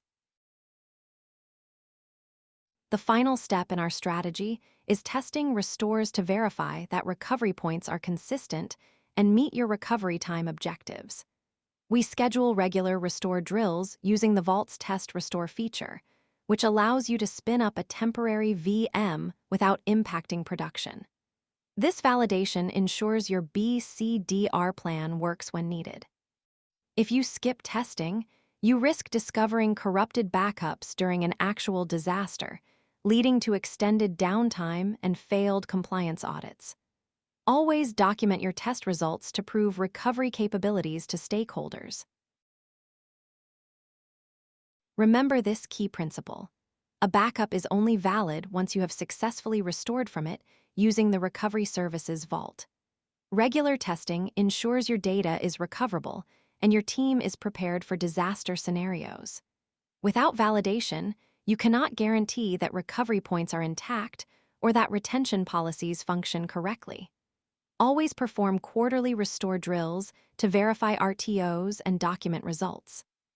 This practice prevents costly surprises during actual incidents and demonstrates compliance with audit requirements by proving your organization can effectively recover critical workloads. Let's check your understanding. If an attacker deletes your recovery services vault, which feature protects data from permanent loss? The answer is soft delete. This feature retains backup data for a configurable window, typically 14 days, even after the vault resource is destroyed. Instant restore speeds recovery, but does not protect against vault deletion. Geo-redundant storage replicates data, but cannot prevent immediate vault removal. Soft delete provides a critical safety net to recover the vault, and its contents before permanent purging occurs during an exam question or real attack scenario. We have covered the core of Azure Backup architecture. The recovery services vault serves as your central hub, providing security through soft delete and multi-user authorization to prevent unauthorized changes. You define policies to control frequency and retention, managing the lifecycle of recovery points for VMs and databases. Always choose GRE's redundancy for disaster recovery scenarios to protect against regional failures. Finally, remember to test restores regularly using the Vault's test features to ensure business continuity and meet your recovery time objectives during actual incidents or certification exams. For the AZ-305 exam, focus on configuring soft delete with its 14-day default retention window to protect against accidental vault deletion. Understand LREs versus GREs redundancy options, selecting GREs for critical workloads requiring geo-protection. Know that Instant Restore keeps a local copy of snapshots within the vault to speed up VM recovery by avoiding full downloads. Finally, remember that our back is critical. Never grant broad contributor access without cause, as this increases ransomware risk. Focus on least privilege roles like backup operator and reader for secure vault management. Imagine you are driving a car through a dense fog at 60 miles per hour without working headlights. That is exactly what running production infrastructure without documented backup policies feels like. You need a clear blueprint defining exactly what gets saved, how frequently Azure Backup snapshots run, and where those copies reside in geographically isolated storage accounts. Without this strategy, you are gambling with critical workloads instead of engineering reliable recovery procedures. In this lesson, we will cover the core metrics that drive your strategy, explore specific backup approaches for virtual machines and relational databases, and walk through implementing these policies using Terraform. We will examine how to configure Azure Backup vaults, apply retention rules via CLI commands like as backup policy set, and automate everything with infrastructure as code so you never miss a scheduled window again. Every backup policy starts with two critical metrics: recovery point objective and recovery time objective. Our PO tells you the maximum amount of data you can afford to lose, measured in time. Our TO tells you how fast you must be back online after a failure.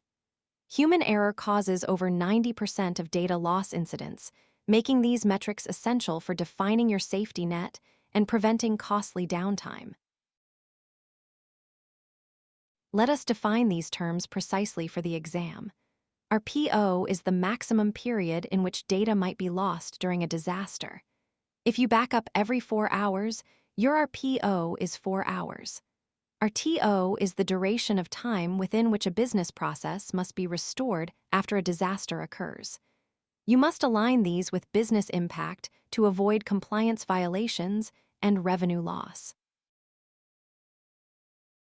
When backing up virtual machines, you generally choose between two methods: Snapshot-based backups capture the entire VM state, including the OS and applications, making them ideal for full system restoration using Azure Site Recovery. Agent-based backups use a software agent to perform file-level backups, which are often application-consistent and better for databases running inside the VM. Misconfiguring either approach can cause irreversible corruption during restore attempts. Now let us look at implementing these policies effectively. We will follow a two-step process to design and deploy your backup strategy using infrastructure as code. First, we define the schedule and frequency parameters in Terraform. Second, we configure retention rules and storage redundancy to ensure data survives regional outages while staying within your budget constraints for long-term archival requirements. Here is how you define the schedule using Terraform. The cron expression sets the backup to run every day at 5 a.m. You specify the target vault and set a start window for when the job can begin, ensuring it fits within your maintenance window. Forgetting to validate the time zone offset will cause jobs to miss critical database lock windows and trigger throttling errors. With the schedule defined, we move to the second step. You must set retention rules and storage configurations to ensure data is kept for the required duration and stored securely across different media types. This includes configuring hot, cool, and archive tiers within Azure Backup Vault to control costs, while meeting regulatory compliance standards for long-term data preservation and audit readiness. This bash script demonstrates setting retention and storage for a database. It uses variables to define the user and password, then runs a dump with single transaction to avoid locking tables. The output is saved with a timestamp to support daily rotation policies. Skipping this transactional flag will corrupt your InnoDB tables and render the restored files completely unusable during failover operations. For databases, a common strategy is the grandfather-father-son rotation. This diagram shows how you combine full, differential, and incremental backups. You perform a full backup monthly, a differential weekly, and an incremental daily to balance storage costs with recovery speed. Failing to maintain this chain will break your restore lineage and force you to recover from stale baseline copies instead of recent changes. Remember this principle: a backup that has not been tested is merely a hope. You must schedule regular restoration tests to verify data integrity and ensure your recovery procedures actually work when you need them. Running quarterly drill exercises with Azure Recovery Services, Vault will expose configuration drift before a real incident occurs and prevent costly compliance audit failures. Let us check your understanding. If a database suffers corruption at 2 p.m., and you have daily backups at midnight with transaction logs every 15 minutes, what is your maximum data loss? You can restore to the exact second before the error using the transaction logs. Ignoring these continuous logs will force you to accept hours of missing records and trigger regulatory penalties. Best practices include the 3-2-1 rule, 3 copies of data on 2 different media types, with 1 copy offsite. Also, use immutable backups to prevent ransomware from deleting your restores. Always test your recovery quarterly to validate your disaster plan. Failing to enable soft delete retention will allow accidental overwrites to permanently erase critical production assets beyond repair. Avoid common pitfalls. Ignoring transaction logs leads to storage bloat and potential data loss. Over-relying on snapshots is risky because they are local pointers. Neglecting network latency can cause backup windows to fail. Always tier your policies based on data criticality. Skipping bandwidth throttling configurations will saturate your corporate uplinks and crash active application servers during peak business hours. We covered core metrics like our PO and our TO, explored VM backup strategies including snapshots and agents, discussed database backups with GFS rotation, and implemented policies using ISC. Remember to test your backups regularly and use immutable storage for security. Failing to document these configurations will cause team handoffs to miss critical recovery steps and delay incident resolution during active outages. For the AZ-305 exam, focus on designing backup solutions that meet specific RPO and RTO requirements. Know the difference between snapshot and agent-based backups. Understand how to use infrastructure as code to automate retention policies. Always consider security and immutability in your designs. Overlooking soft delete configurations will cost you points on scenario questions requiring protection against accidental deletion. Imagine your primary data center is a busy restaurant kitchen. If the power goes out, you need a backup generator and trained staff who know exactly which station to move to first. Azure Site Recovery works exactly like that emergency protocol for your cloud infrastructure. It orchestrates VM replication to a secondary region using block-level sync. Without this automated failover, you risk extended downtime and data corruption during regional outages. In this lesson, we will design a robust DR strategy using ISR. Here is what we will cover today. We start by exploring the core ISR architecture and how block-level replication keeps your data synchronized. Next, we dive into designing multi-tier recovery plans that orchestrate complex application dependencies using recovery services groups. We will then walk through implementing replication and testing failover safely with isolated VNets. Finally, we address critical networking configurations and compliance pitfalls you must avoid in production to prevent costly replication lag penalties during actual outages. Before configuring any tools, you must define your recovery targets. RTO stands for Recovery Time Objective, which defines the maximum acceptable downtime after a failure occurs. RPO stands for Recovery Point Objective, which defines the maximum acceptable data loss measured in time. These two metrics dictate your entire DR architecture and determine whether you need simple backups or full active replication. Misdefining them leads to over-provisioned storage costs or unacceptable data loss during an AZ-305 scenario. At the heart of ISR sits the Recovery Services Vault, which acts as your central control plane and stores all replication metadata. From there, a replication fabric discovers your source environment, while protection containers track individual VMs or physical servers. Once configured, ISR performs asynchronous block-level replication to Azure storage using the AZ Recovery Services CLI. This means it only sends changed disk blocks rather than full copies, keeping your target RPO tight around 5 minutes for standard workloads and preventing massive egress fees. When you design a recovery plan for a multi-tier application, you must map every tier and its dependencies first. You cannot simply spin up VMs in random order. The database must be ready before the application server attempts to connect. This mapping dictates the exact sequence your recovery plan will execute during a crisis. Skipping this step causes cascading connection timeouts and leaves your SQL always on groups in an inconsistent state. This JSON structure represents a recovery plan group. Notice how each tier is assigned a specific failover order value starting at 0. The platform reads this sequence strictly, ensuring the database tier boots first.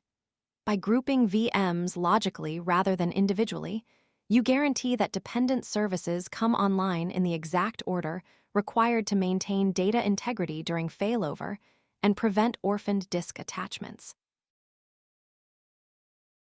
Once your tier order is locked in, you inject pre-failover automation scripts using Azure Automation Runbooks. These scripts run inside the target environment before the VMs actually power on. They handle tasks like draining connections from the primary site or verifying that the target network subnet is healthy and ready to accept traffic, preventing failed deployments due to unprovisioned IP pools. Here is a PowerShell snippet that runs as a pre-failover task. It starts the target database VM and logs a success message once it confirms the service is listening on port 1433. The script also checks replication lag before proceeding, preventing the application tier from failing over into an unresponsive environment or syncing stale data during critical AZ-305 validation steps. Finally, you configure post-failover updates to your Global Traffic Manager profile. After the application tier boots, you must update DNS records or route tables so user traffic points to the new Azure IPs. This step masks the backend IP changes from end users and completes the failover process seamlessly, avoiding hard-coded endpoint errors that break live customer sessions. This configuration updates your Traffic Manager profile to prioritize the new target IP address using a custom health check endpoint. By shifting traffic at the DNS level, you ensure that incoming requests automatically route to the recovered application tier. It effectively bridges the gap between your recovered infrastructure and your live user base without manual intervention or service degradation. When validating your design, you will use test failover extensively. Unlike an actual failover that updates production DNS and routes live traffic, a test failover spins up VMs in an isolated VNet using the AS-VM replication command. This allows you to verify application connectivity and run scripts safely without ever touching your production environment or impacting real users during quarterly compliance audits. Let us trace the data flow during replication. As your source disk changes, the local replication agent captures those blocks and sends them asynchronously to Azure storage via managed disks. This pipeline operates continuously in the background. When you trigger a failover, the platform reads these replicated blocks to provision and attach disks to new VMs in the target region, bringing your environment back online without manual reinstallation. Designing for networking requires careful planning around static IPs and DNS. If your apps rely on hard-coded addresses, failover will break connectivity unless you use Traffic Manager or Front Door to abstract the backend IPs. You must also verify data residency compliance, ensuring the target region legally permits your data storage, while keeping replication latency low to maintain tight RPO targets and avoid regulatory fines. This principle should guide every design decision you make. Replication technology is only as valuable as the procedures you validate. Regular testing proves your RTO and RPO targets are realistic, ensures documentation stays current, and builds stakeholder confidence that your infrastructure can survive a genuine disaster event. Skipping quarterly drills guarantees costly vendor penalties during actual outages. Before we wrap up, let us check your understanding. Which specific ISR feature allows you to simulate a disaster and validate your recovery plan inside an isolated virtual network, ensuring zero impact on your live production environment? Take a moment to think about the validation capabilities we discussed earlier, as mastering this distinction guarantees full marks on scenario-based certification questions. To summarize your ISR design, always define your RTO and RPO targets before touching the configuration. Use recovery plans to orchestrate multi-tier failover sequences with pre- and post-failover automation. Validate these plans quarterly using test failover in isolated networks and automate DNS updates to ensure seamless user traffic routing during a crisis, preventing costly service interruptions. For the AZ-305 exam, focus on distinguishing RTO from RPO in scenario-based questions. You will likely be asked to identify when to use a recovery plan for tiered orchestration versus simple replication. Pay close attention to details about isolated testing environments and recognize how Traffic Manager handles DNS failover for production workloads, as misreading these prompts costs valuable points. Picture a library that burns to the ground every night, forcing librarians to rebuild books from memory. That is exactly what running an enterprise without our TO and our PO planning feels like: chaotic, expensive, and risky. In this lesson, we will master these two business continuity targets. You will learn how to define recovery point objective and recovery time objective, explore Azure Backup and Site Recovery configurations that achieve them, and walk through a step-by-step implementation plan to build a resilient architecture. Here is our roadmap. We start by defining our PO and our TO to understand the business impact of data loss and downtime. Next, we dive into our PO strategies, looking at how backup frequency dictates your recovery point. Then we cover our TO strategies, focusing on automation and replication to minimize recovery time. Finally, we implement a complete BCDR plan using a tiered approach, ISC, and regular testing. You will run as backup config commands to verify retention windows, and skipping this alignment risks exceeding SLI penalties during outages. Let's start with the foundation. Recovery point objective, or our PO, answers a single question: how much data can we afford to lose? Measured in time, our PO defines the maximum tolerable period of data loss from an IT service due to a major incident. If your RPO is 1 hour, you must restore data within 60 minutes using AZ-SQL Backup. Missing this window means permanently deleting customer transactions and violating compliance audits. Our PO is measured in time, and it dictates the granularity of your backup strategy. A 0 RPO requires synchronous replication, where a transaction commits only after writing to both primary and standby nodes. A low RPO relies on frequent log shipping via AZ-SQL copy. A high RPO uses daily snapshots. The closer you get to 0, the higher the infrastructure cost, and configuring mismatched sync intervals will cause silent data corruption during failover tests. This Terraform snippet defines a backup plan that triggers every hour to satisfy an RPO of 1 hour. The cron schedule runs at the top of every hour, and the lifecycle rule retains data for 30 days. You will apply as storage account, create with explicit retention parameters. This ensures you restore from the most recent hourly snapshot, keeping loss within the acceptable window, while misconfigured schedules risk losing critical transaction logs entirely. Let's compare how different strategies impact your RPO and RTO. Synchronous replication offers near-zero data loss but has higher latency, making it ideal for critical databases. Asynchronous replication introduces a slight lag but is more cost-effective for disaster recovery across regions using as-VM replication.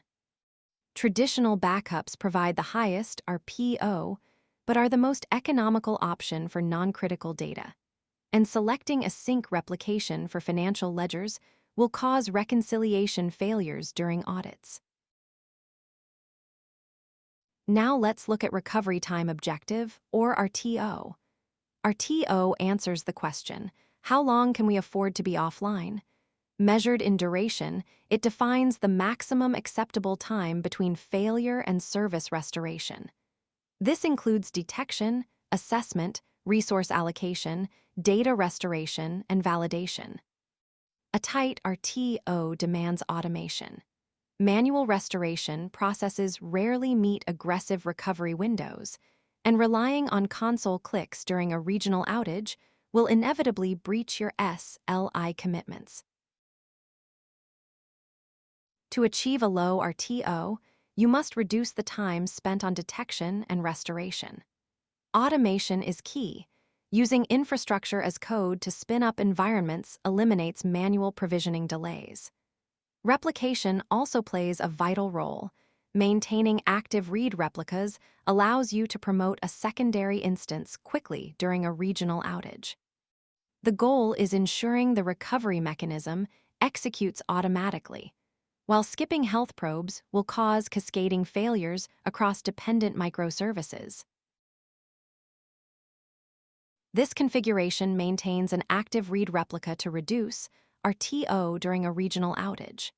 By keeping the replica synchronized, you only need to promote it to primary when a failure occurs using AZ-SQL failover. This approach significantly cuts recovery time compared to restoring from backups, as the data is already present and the instance is pre-provisioned, while neglecting cross-region routing will force manual DNS updates that exceed your recovery window. Let's implement your BCDR strategy. First, you must tier your applications based on business criticality. Not every service requires a 5-minute RPO. Categorize your services into mission-critical, important, and non-essential tiers to apply the right strategy to each. You will assign specific policy IDs to resource groups in Azure Policy, and applying premium replication to development environments will unnecessarily inflate your monthly cloud spend by over 40%. Here is how you apply tiering in practice. You define distinct policies for each tier. Tier 1 gets synchronous replication and automated failover. Tier 2 receives frequent backups with ISC restoration, and Tier 3 relies on daily snapshots. You will tag resources with environment equals prod to enforce these rules, ensuring efficient resource allocation while mislabeling staging environments risks triggering expensive production failover protocols during testing. Next, you automate everything. Manual restoration is the enemy of RTO. Use infrastructure as code to spin up environments and automated orchestration to restore data. This eliminates human error and ensures recovery processes execute consistently when a disaster strikes.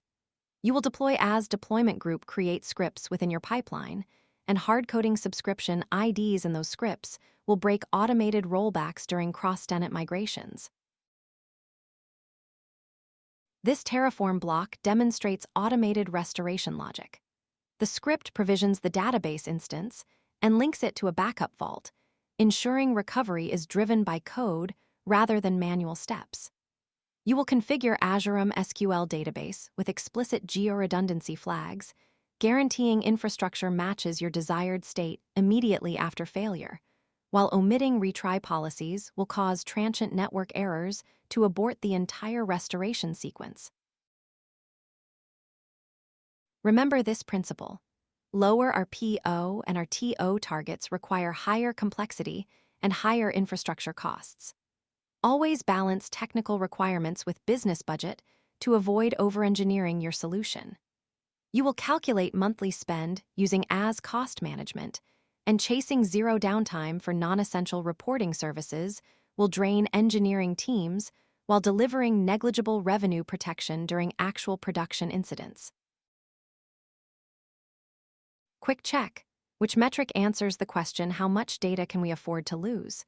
Is it RTO or RPO? Think about the definition. RPO focuses on data loss, while RTO focuses on downtime duration. You will select RPO when configuring as SQL DB backup, and confusing these metrics during an exam will lead you to recommend synchronous replication for a simple logging application that only needs nightly snapshots. We have covered the essentials of RTO and RPO planning. You defined RPO as the data loss metric and RTO as the downtime metric. You explored strategies like synchronous replication for low RPO and automation for low RTO. Finally, you implemented a BCDR plan by tiering applications, automating restores, and testing regularly using as monitor action group. These steps ensure your architecture remains resilient while skipping validation drills will cause silent configuration drift during actual disasters. For the AZ-305 exam, focus on business alignment. Our PO and our TO are business decisions, not just technical ones. Expect questions that ask you to recommend strategies based on cost constraints and criticality. Remember that a backup is not a recovery. Regular drills are essential to validate your targets. You will evaluate as-monitored diagnostic settings for logging dependencies, and ignoring third-party IPI latency will cause your calculated recovery window to fail during actual production load testing. Imagine a global shipping network relying on a single port. If that port floods, your entire supply chain stops. In cloud architecture, we face identical risks when an Azure region like East US goes offline from grid failures or earthquakes. Without geo-redundant design, your applications crash and revenue evaporates instantly. We will build resilient architectures using paired regions and automated failover to guarantee continuous uptime during catastrophic outages. We will define regional disasters and calculate their exact impact on your recovery time objective and recovery point objective.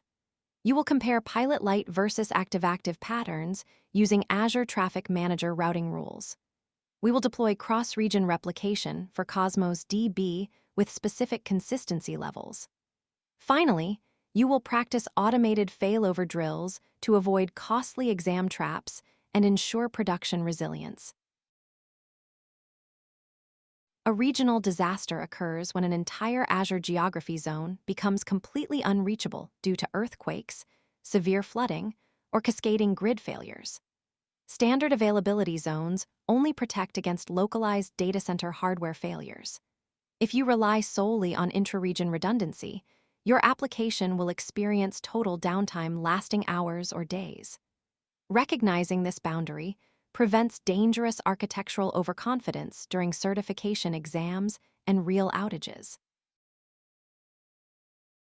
Standard availability safeguards against rack-level hardware failures inside a single region. True geo-redundancy requires designing for complete regional collapse using paired endpoints. Your architecture must strictly adhere to defined recovery time objectives and recovery point objectives. For instance, targeting a 5-minute RTO demands automated load balancer failover, while a 0 RPO requirement forces synchronous replication across thousands of miles. Misaligning these metrics causes catastrophic data loss. Pilot Light maintains only essential infrastructure in the secondary region, requiring manual scaling that increases recovery time to hours while minimizing monthly spend. Warm Standby keeps a reduced VM scale set running constantly, cutting recovery time to 30 minutes at moderate expense. Active-active routes live traffic through Traffic Manager across both regions simultaneously, achieving sub-minute failover but demanding complex state management and doubled licensing fees. Designing cross-region recovery requires a strict sequential workflow to guarantee measurable resilience. You must first establish exact recovery time objectives and recovery point objectives before selecting any replication technology. Defining these thresholds upfront prevents over-engineering expensive synchronous setups when asynchronous replication meets your business needs. Skipping this step guarantees misaligned infrastructure that fails during actual certification scenarios or production disasters. This Terraform configuration establishes the baseline parameters for your disaster recovery strategy. You will declare variables specifying active-passive patterns and target secondary locations, like West US 2. These exact values dictate resource provisioning limits and network peering configurations downstream. Hard-coding these parameters ensures reproducible deployments and prevents accidental cross-region traffic routing during routine infrastructure updates. Next, you must configure the actual replication mechanism connecting primary infrastructure to secondary endpoints. This process requires provisioning the main resource group and establishing explicit georeplication links across paired geographies. The deployment script must explicitly assign replica roles and specify exact target server identifiers. Failing to declare these relationships breaks automatic failover workflows during certification assessments. This bicep template provisions Azure SQL database georeplication across paired regions. You define the primary server resource and immediately declare a secondary database linked via the server name parameter.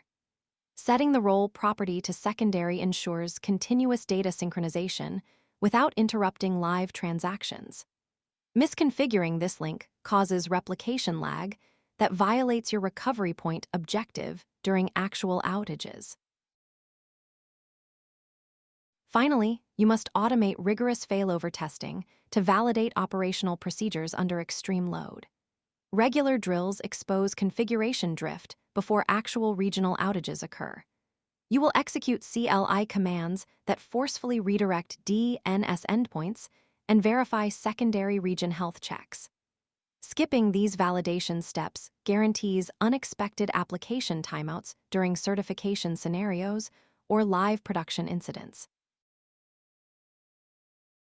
This CLI command triggers an immediate failover operation for validation purposes. The force parameter bypasses standard health checks to simulate complete primary region failure. Executing as SQL Server failover force verifies that your secondary endpoint accepts traffic within acceptable timeframes. Running this procedure exclusively in development environments prevents accidental data corruption and confirms your recovery metrics. Visualize data routing within an active-active architecture using Azure Front Door. Incoming requests distribute evenly across primary and secondary regions through global Anycast endpoints. When monitoring detects latency exceeding 50 milliseconds, the service automatically shifts 100% of traffic to the healthy region.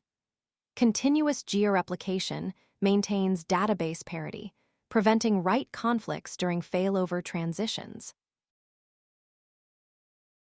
Remember this critical principle.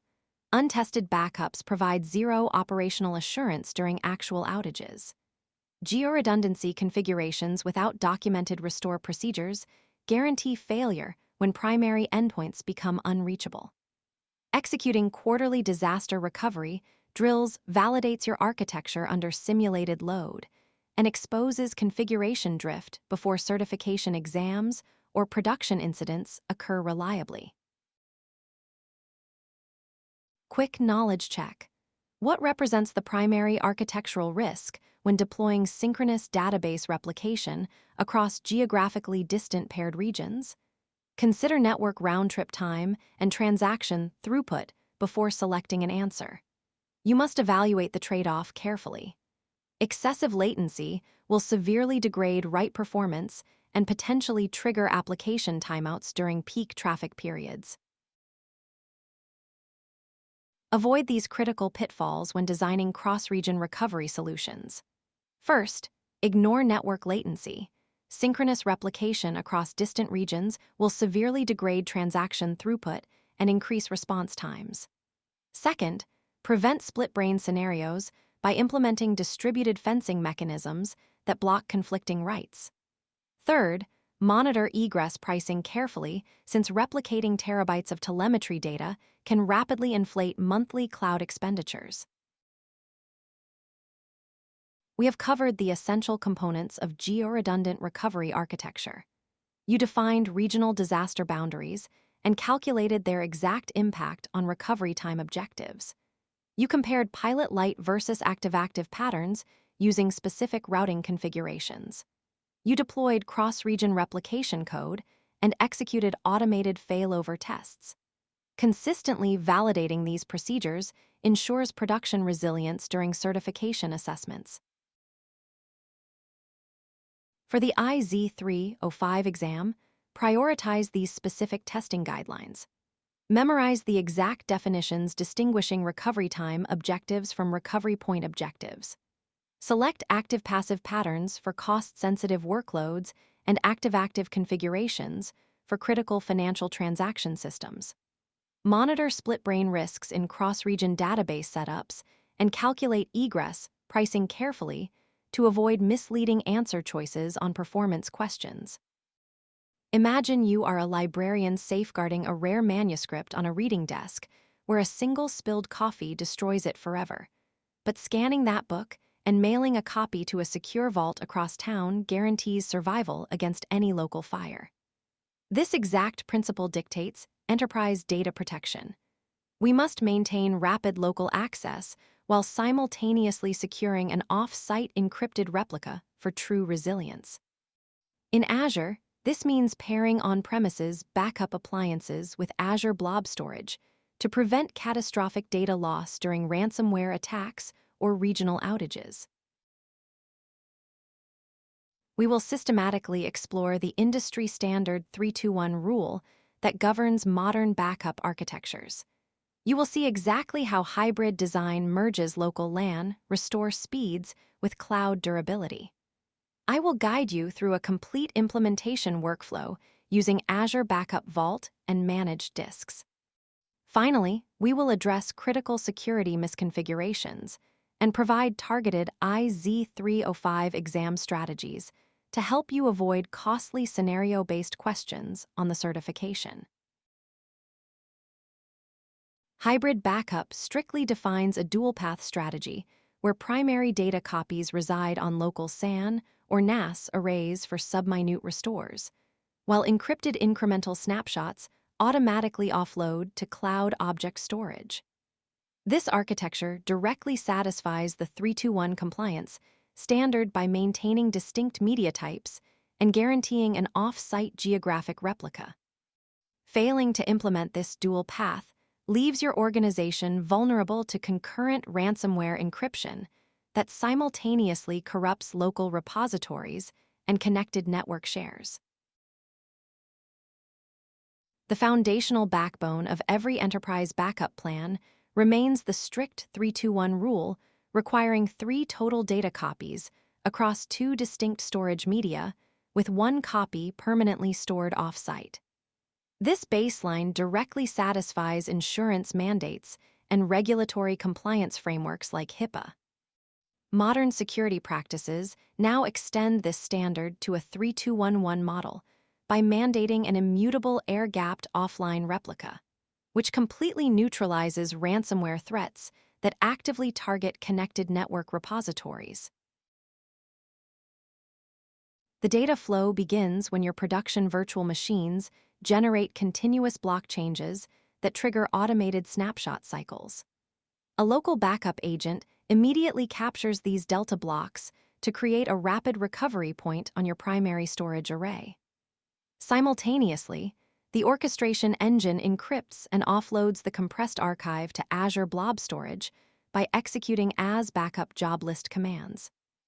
This parallel pipeline guarantees immediate failover capability while maintaining a geographically isolated vault for catastrophic site recovery. We will systematically implement a production-grade hybrid backup solution through 3 mandatory configuration phases. First, you must calculate precise recovery time objectives and recovery point objectives to dictate your retention policies. Second, we will deploy and tune local storage appliances for high-throughput ingestion. Finally, we will establish secure cloud replication pipelines. Skipping any phase creates critical gaps that directly cause failed disaster recovery drills and compliance audit failures during certification assessments. During the initial assessment phase, you must explicitly calculate recovery time objectives and recovery point objectives to define acceptable data loss thresholds. For a financial ledger application, you would typically mandate a 15-minute recovery point objective alongside a 2-hour recovery time objective. You must also estimate total petabyte capacity to correctly provision local network bandwidth and storage arrays. Misjudging these metrics directly causes backup window overflows that corrupt subsequent incremental cycles. We now transition directly into configuring the local storage component for your hybrid architecture. You must deploy dedicated backup appliances or lightweight agents that establish direct block-level connections with your production servers. The primary engineering objective is establishing a sub-second latency restore path, utilizing internal LAN speeds, while simultaneously activating inline deduplication engines to drastically reduce physical storage footprints. Neglecting proper network segmentation here exposes critical infrastructure to lateral movement attacks.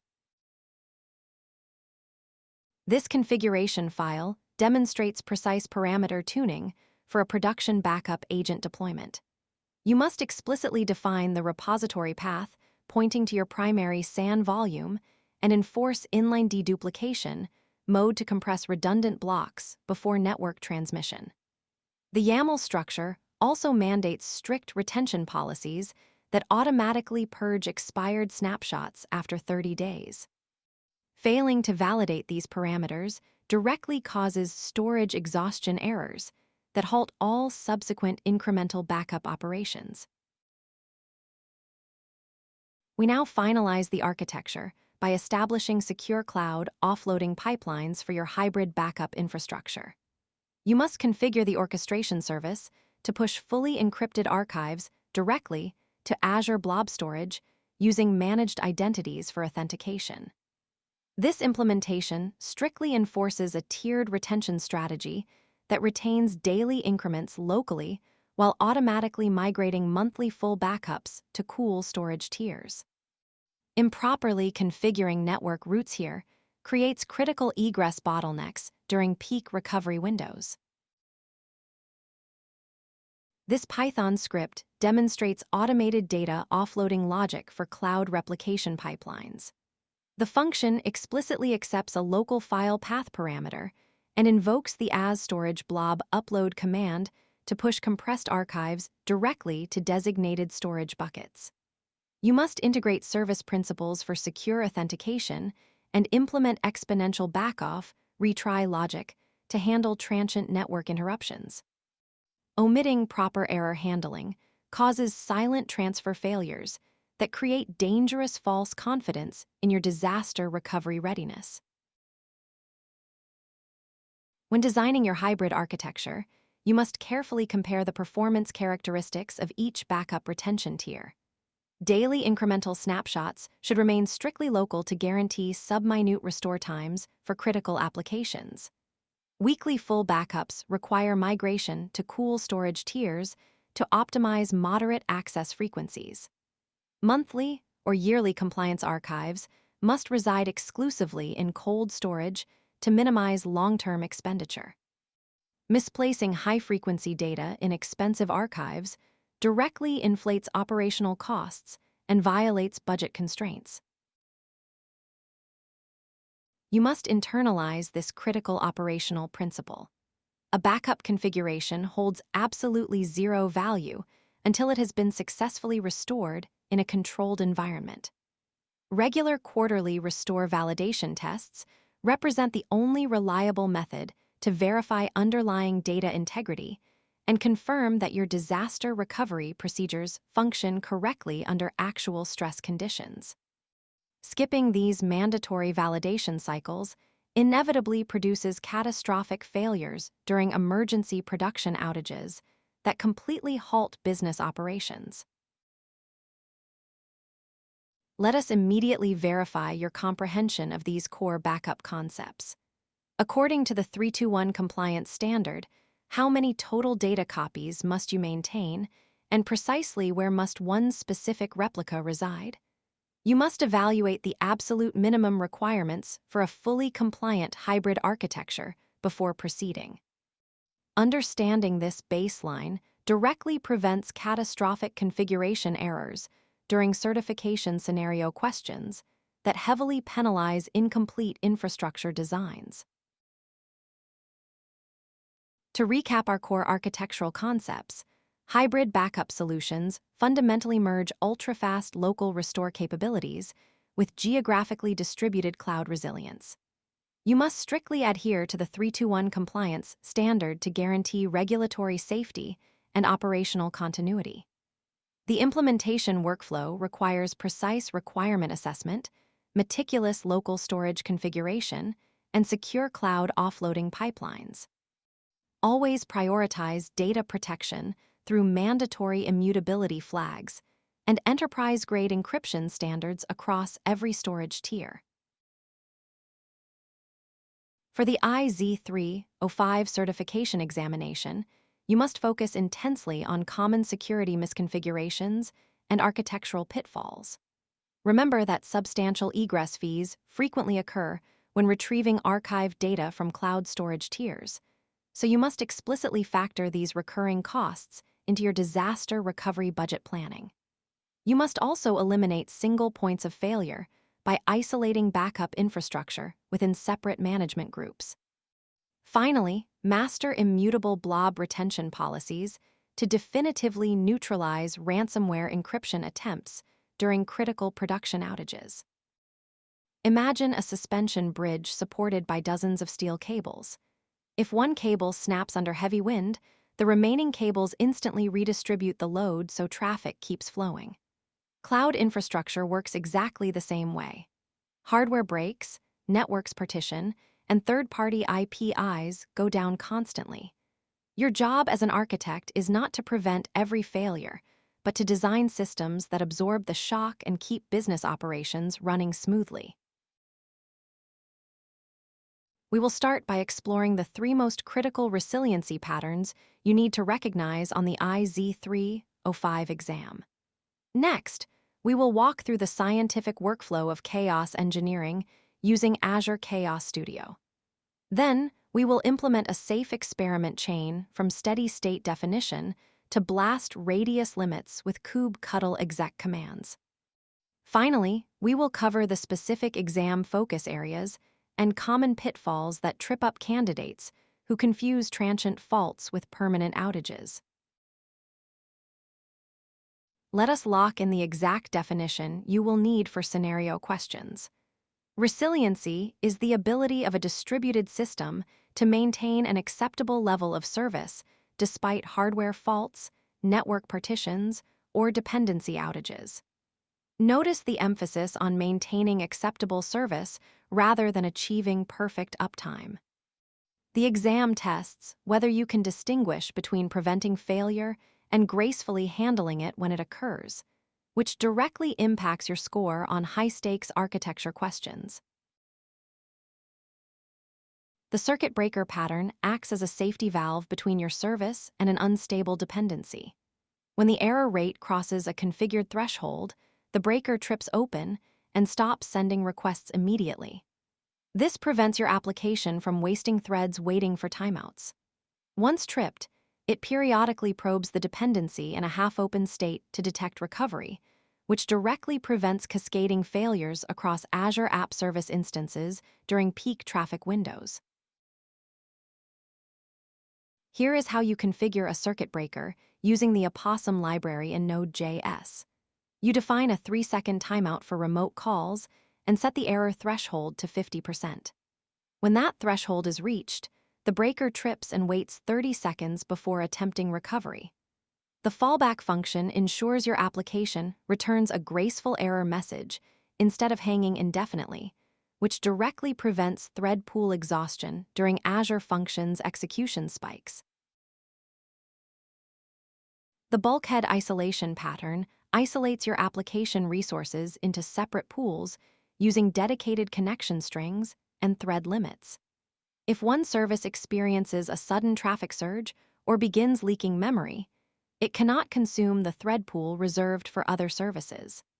This isolation is essential for multi-tenant architectures where resource starvation would otherwise cascade across tenants, causing critical payment processing to fail during unexpected load spikes. When the exam asks you to select a pattern for a specific scenario, use this comparison grid. Circuit breakers protect against unstable third-party IPIs by stopping calls entirely. Bulkheads protect shared infrastructure from resource starvation caused by traffic spikes. Retries with exponential backoff handle transient network glitches by spreading retry load over time, which directly prevents IPI throttling errors when calling Azure Cognitive Services during peak hours. Chaos engineering follows a strict scientific workflow rather than random testing. You begin by defining the steady-state metrics that represent normal operation using application insights. Next, you hypothesize how a specific fault will impact those metrics. Then you inject the controlled experiment and observe the system response. Finally, you validate whether the recovery logic worked and iterate on any gaps before deploying to production environments. This principle separates professional chaos engineering from reckless testing. You are not breaking infrastructure for entertainment. You are running disciplined experiments that prove your recovery procedures actually work under real production stress using Azure Chaos Studio. The goal is to build mathematical confidence in your system's behavior before users encounter the fault, which directly prevents costly downtime incidents during critical holiday sales events. We will now walk through the three-step implementation chain for running a safe chaos experiment. First, you must define your steady-state baseline and formulate a clear hypothesis about how the system should behave when stressed. This initial step prevents uncontrolled outages by ensuring every fault injection targets only non-critical paths while monitoring real-time deployment health metrics. Here is how you configure the steady-state validation rules before launching any experiment. You specify a 99.9% success rate requirement and set a 200 millisecond latency ceiling. The engine will only consider the experiment successful if all metrics stay within these bounds during fault injection, which directly prevents false positive alerts from masking genuine production degradation events. Second, you configure the actual fault injection parameters. You target specific pods or availability zones and set a precise duration for the experiment.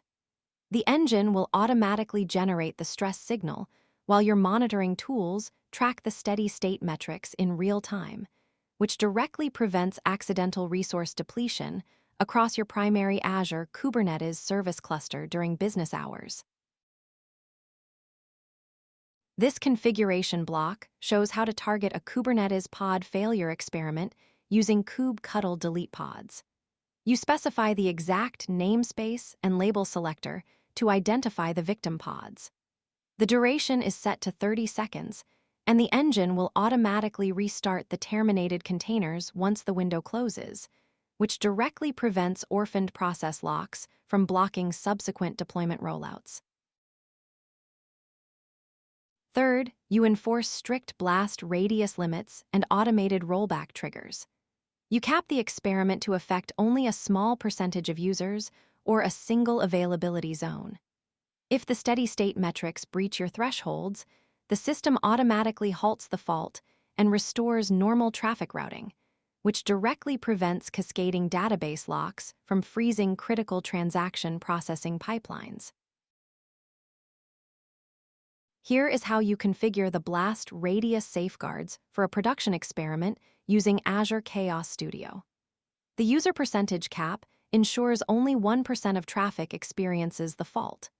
The abort condition checks the success rate metric and automatically terminates the chaos engine if it drops below 95%, protecting live customers from unexpected authentication failures during peak login windows. Test your pattern selection skills with this scenario. A multi-tenant SaaS platform is experiencing thread pool exhaustion because one tenant's reporting service is consuming all available connections. Which resiliency pattern should you implement to isolate the resource pools and prevent other tenants from being starved? Choosing bulkhead isolation directly answers this question by enforcing strict connection limits per tenant group. We covered the core resiliency patterns that protect your architecture from cascading failures. We walked through the scientific workflow of chaos engineering and implemented a safe experiment chain with blast radius limits. You now know how to validate recovery logic without risking production stability, which directly prepares you for complex AZ-305 scenario questions requiring precise architectural trade-off analysis. Focus heavily on pattern selection scenarios where you must choose between circuit breakers and bulkheads based on the failure type. Understand how blast radius limits protect live users during chaos experiments using Azure Monitor alerts. Review common pitfalls like testing only in staging environments or ignoring soft failures. Master the steady-state validation workflow for scenario questions to avoid costly exam penalties. Imagine packing a parachute before a skydive. You trust the gear, but you only truly know it works when you pull the cord and feel the canopy catch the air. In cloud architecture, your disaster recovery plan is that parachute. Without active testing using tools like Azure Site Recovery or periodic failover drills, you are merely hoping your backup procedures will hold up under pressure during a real outage. Today, we explore how to validate your DR strategies so they survive real-world outages and meet your strict RTO targets. We will start by understanding why testing prevents plan drift caused by infrastructure changes or personnel turnover. Then, we'll map out the spectrum of DR tests, ranging from low-risk tabletop exercises to full-scale simulations using services like Azure Site Recovery. Next, we'll walk through implementing automated validation with Python scripts and CLI commands, followed by key drill best practices, reporting requirements, and specific exam focus areas for validating recovery objectives. A DR plan that has never been tested is just a collection of optimistic assumptions. Infrastructure changes, application updates, and personnel turnover cause plan drift, where your documentation no longer matches reality. For example, if you update a backup script but forget to modify the IAM role permissions, automated restores will fail silently. Testing ensures your recovery time objectives and recovery point objectives are achievable targets, not theoretical goals, preventing costly outages that exceed SLI penalties. Before diving into tests, let's clarify two critical metrics. Recovery time objective is the maximum acceptable downtime, defining how long you can afford to be offline before impacting business operations. Recovery point objective is the maximum acceptable data loss, specifying how much data you can afford to lose since the last backup.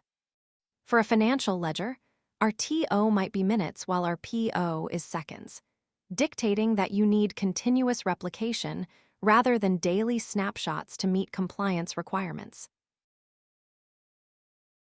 Testing exists on a spectrum defined by risk and complexity. Tabletop exercises are discussion-based and low impact, ideal for clarifying roles and communication gaps without touching production resources. Component testing validates specific technical elements like running, as SQL show, to verify database backups or checking failover scripts in isolation. Full-scale simulations are the most rigorous, performing actual failovers using Azure Site Recovery to validate end-to-end recovery under realistic conditions, though they carry higher risk and cost implications. Quick check: which testing method would you choose to validate that a database backup file is not corrupted before running a full failover?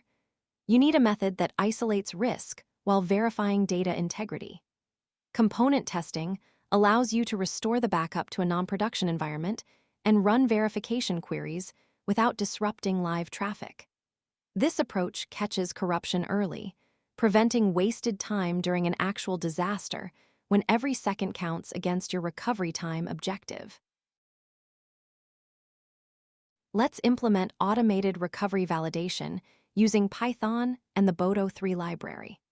First, We initialize the client to interact with the cloud provider's IPI for database operations. We configure credentials securely using environment variables or managed identities, ensuring your automation scripts have the necessary permissions without hard-coding sensitive keys. This setup establishes the foundation for programmatically triggering restore operations and verifying recovery success across your infrastructure resources. We start by importing the Bodo3 library and creating an RDS client instance. This establishes the connection needed to trigger restore operations programmatically.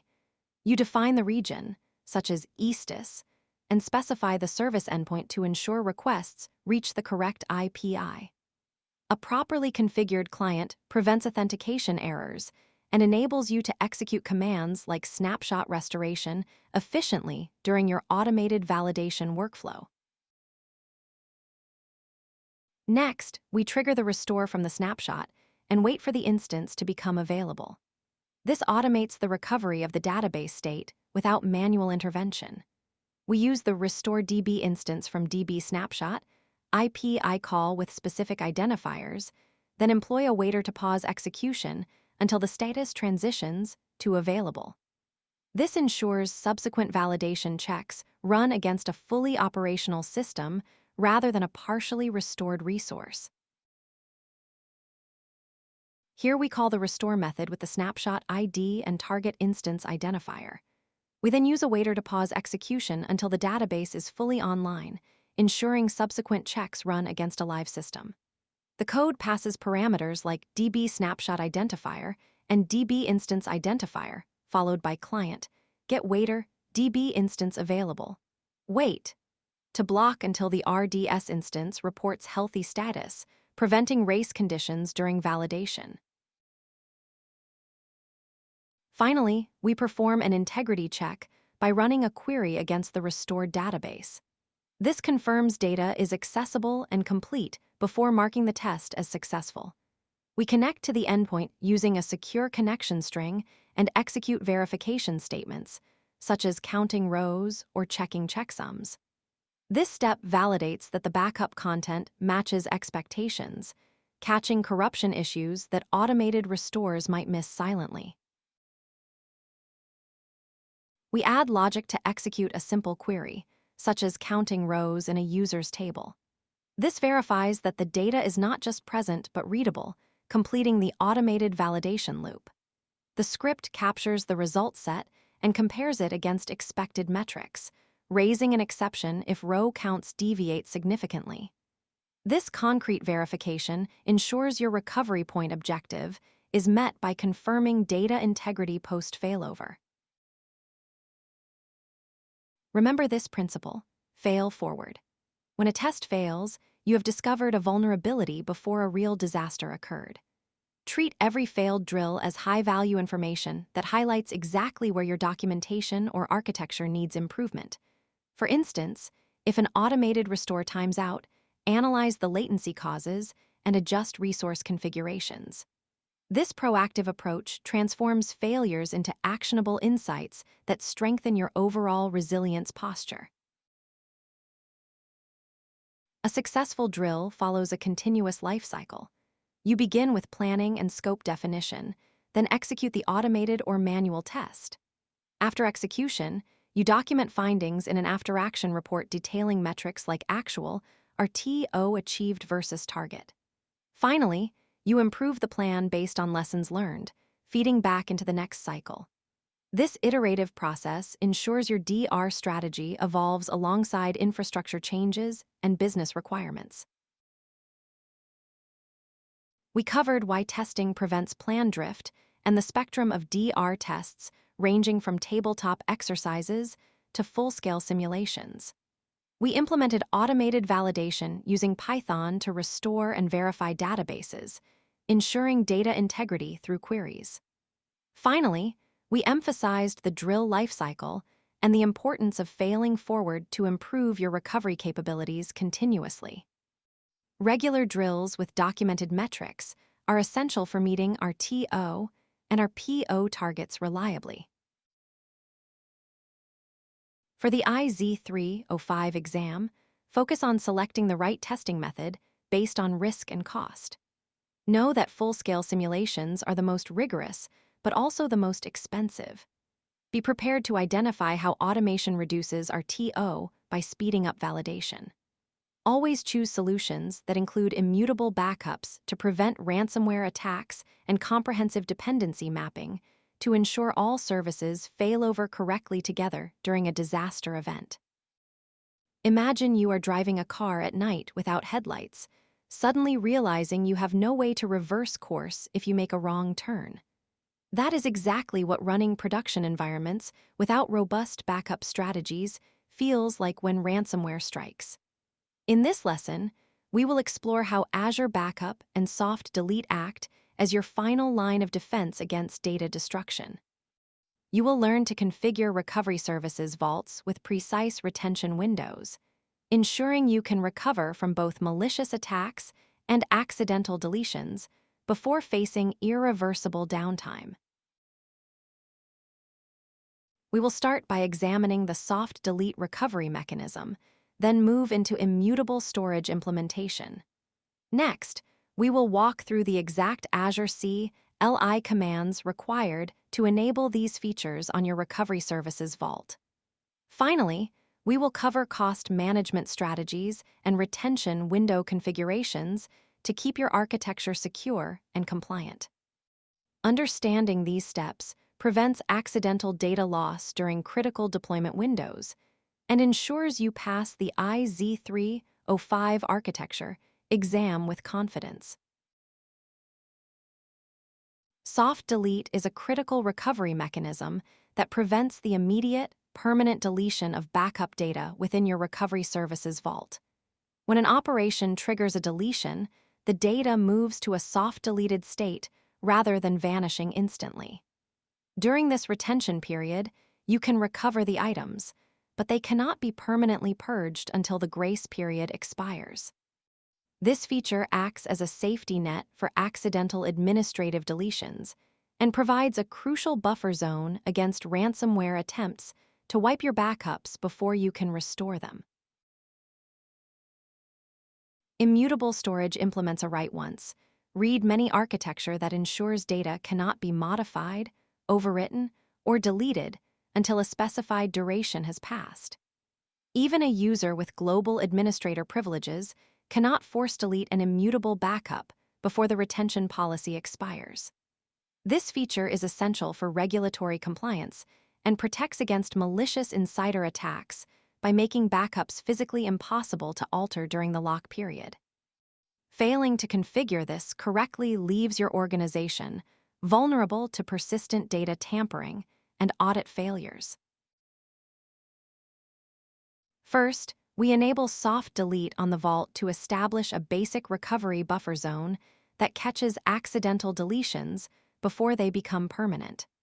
This step ensures that any deletion operation triggers a soft deleted state rather than an immediate purge. You must apply this setting during initial vault provisioning or update existing configurations through the Azure portal. Neglecting this step leaves your infrastructure exposed to rapid data loss from simple human errors or automated cleanup scripts. First, we use the Azure CLI command as backup config soft delete enabled to update the vault configuration. The command targets your specific resource group and vault name, then flips the soft delete feature state to enabled. This creates the recovery buffer zone immediately, allowing you to recover items from the soft deleted tab without needing to rerun backup jobs. If you misconfigure the target scope, the policy fails silently and leaves your critical workloads unprotected during an active incident. Next, we lock data with immutability policies to protect against malicious intent and ensure compliance with retention requirements. This step moves beyond simple recovery by making the data tamper-proof for the duration of the policy, preventing any unauthorized modifications. You must define clear retention windows that align with your audit standards. Skipping this phase allows attackers to overwrite critical logs before you can investigate the breach timeline. Next, we verify the vault's security posture using the Security Settings command. Running this retrieves the current configuration, allowing you to confirm that immutability is active and aligned with your retention requirements. It is a one-way street, so validating the setup before applying it to production is critical. You should always test policy enforcement in a non-production subscription first to prevent accidental lockouts or unexpected storage cost spikes during validation. Finally, we add multi-user authorization for approval to require a second security admin for high-impact operations. This adds a critical layer of defense so that compromised credentials alone cannot disable your protections or change backup policies without explicit oversight. You must assign the specific security admin role to trusted personnel before enabling this control. Failing to coordinate approvals causes operational delays and leaves your vault vulnerable to single-point credential compromise. Finally, we enforce multi-user authorization using the Azure Backup config MUA enable command. This requires a second security admin to approve changes, adding a critical layer of approval so that compromised credentials alone cannot disable your protections. It ensures that high-impact operations require dual control across your infrastructure. You must configure exactly 2 authorized approvers in the policy definition to prevent deployment failures and maintain strict audit compliance during emergency recovery scenarios.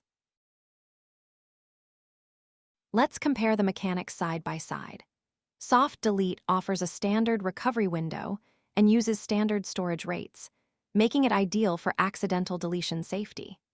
Immutable storage provides tamper-proof protection with configurable retention, but locks you into the associated storage costs for the entire duration of the policy.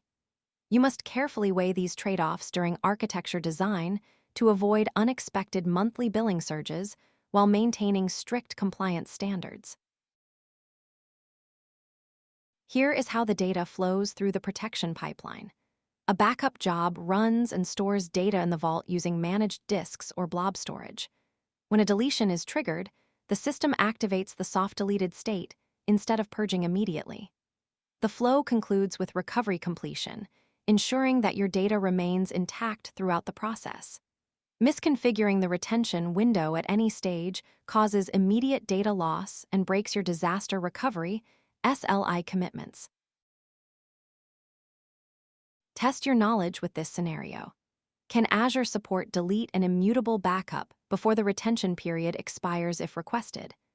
The answer is no, because the system is designed to be tamper-proof, and even Azure support cannot bypass the retention lock or force a deletion early. This distinction frequently appears on certification exams to test your understanding of worm architecture boundaries and operational control limits during critical incident responses. Remember this key principle for your architecture decisions. Immutable backups are your shield against malicious intent, ensuring that data remains intact regardless of who holds administrative privileges or attempts to force a deletion. You must configure these policies before deploying critical workloads to prevent post-compromise data wiping. Ignoring this rule leaves your organization exposed to persistent threats and violates strict regulatory compliance requirements across all major cloud frameworks. We covered soft delete as a safety net, immutable storage as a tamper-proof shield, and multi-user authorization for approval layers. Always monitor retention settings to manage costs effectively, and treat unexpected deletions as potential security incidents requiring immediate investigation. You should document every policy change in your audit logs and validate backup success rates weekly to maintain system resilience and pass practical certification assessments with confidence. For the exam, focus on the 14-day soft delete default and worm immutability limits. Recognize multi-user authorization requirements for high-impact changes and identify potential cost traps associated with long retention periods. Soft delete prevents immediate deletion, while immutable storage locks data against modification. You must memorize these thresholds to correctly answer scenario-based questions regarding compliance architecture and operational cost optimization during real-world cloud deployments. Imagine you are driving on a highway at night with your headlights turned off. You have no idea how fast you are going, where the exits are, or what obstacles lie ahead. Running a production system without reliability engineering is exactly like that. In this lesson, we will explore the reliability pillar using Azure services like Application Gateway and Autoscale. You will learn how to design systems that recover automatically, scale predictably, and maintain continuity when components fail. Mastering these patterns prevents costly downtime and keeps your AZ-305 architecture compliant. We will start by covering the core design principles that underpin reliable cloud architecture. Then, we will move into a hands-on walkthrough of implementing self-healing infrastructure using Azure Virtual Machine Scale Sets and Load Balancer probes. Next, we will examine how multi-zone deployments minimize blast radius across regions like East US and West Europe. After that, we will look at exponential backoff strategies for client-side recovery to prevent cascading failures. Finally, we will wrap up with essential best practices and exam-focused tips to help you pass the AZ-305 smoothly. Let us define reliability precisely for the certification exam. In cloud architecture, reliability is not just about keeping a server running. It is the measurable ability of a system to recover from infrastructure or service disruptions, dynamically acquire computing resources to meet demand, and mitigate misconfigurations or transient network issues. If a component fails, a reliable system notices immediately, isolates the fault, and restores service without human intervention using automated health probes. Failing to implement these checks will cause cascading timeouts and violate SLI commitments. Before we write any code, we need to understand the 3 foundational design principles that examiners expect you to know. First is managing infrastructure foundations, which means tracking service limits and maintaining a robust network topology with proper subnet segmentation. Second is change management, because most outages stem from deployment errors rather than hardware failures. Third is failure management, where you anticipate component death and design automated responses using Azure Monitor alerts. These 3 pillars work together to create a resilient architecture that survives unexpected load spikes. Now we will walk through the first step of implementing self-healing infrastructure. We start by defining the desired fleet size and configuring health checks that continuously monitor instance status using Azure Load Balancer probes. You must set the probe interval to 30 seconds and the unhealthy threshold to 2 consecutive failures. This configuration ensures that traffic never routes to degraded nodes, preventing application crashes and keeping your SLI metrics strictly within acceptable bounds during peak operational hours. Here is how you configure an autoscaling group in Terraform to enforce that self-healing behavior. You specify the minimum and maximum instance counts to keep the baseline capacity steady using AZ-VMSS scaleset. The health check type points to the load balancer, ensuring traffic only reaches healthy nodes. A grace period gives new instances time to initialize before they are evaluated. If an instance fails its health check, the group automatically terminates it and launches a fresh replacement to maintain service continuity. Next, we expand our strategy to distribute workloads across multiple availability zones.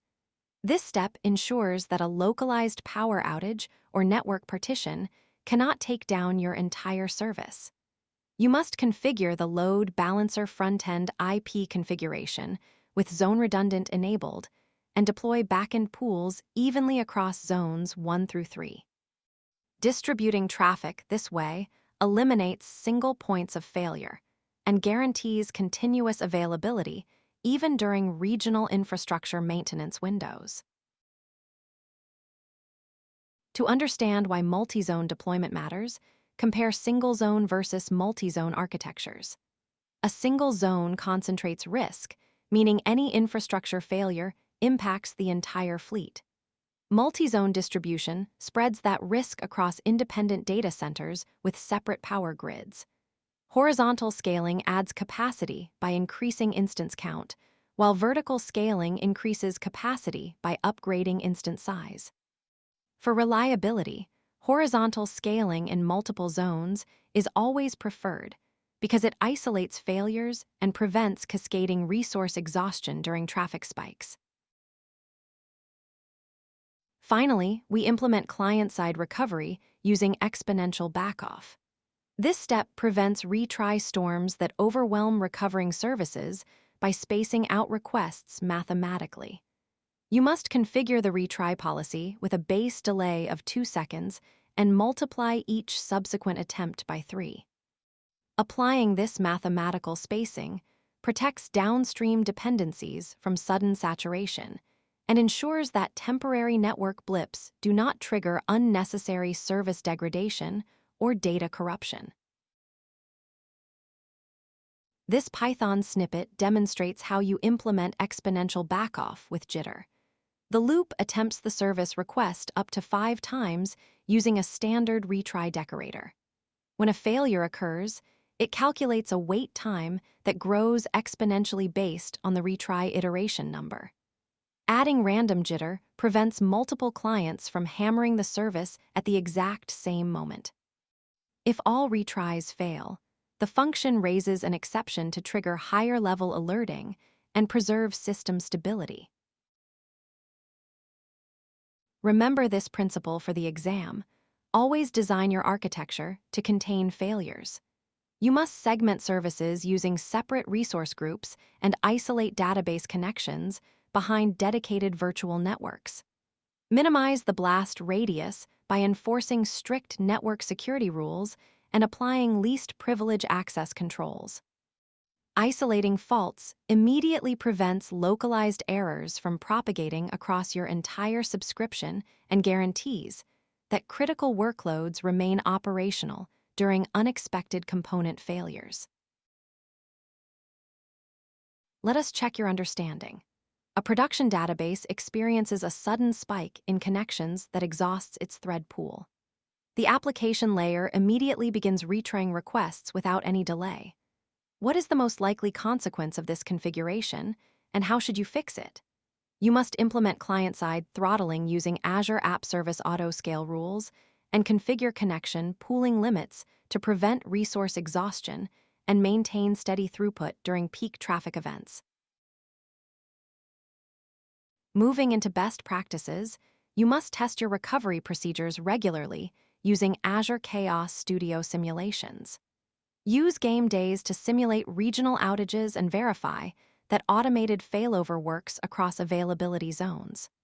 Automate everything using infrastructure as code to eliminate manual configuration drift and enforce consistent deployment pipelines.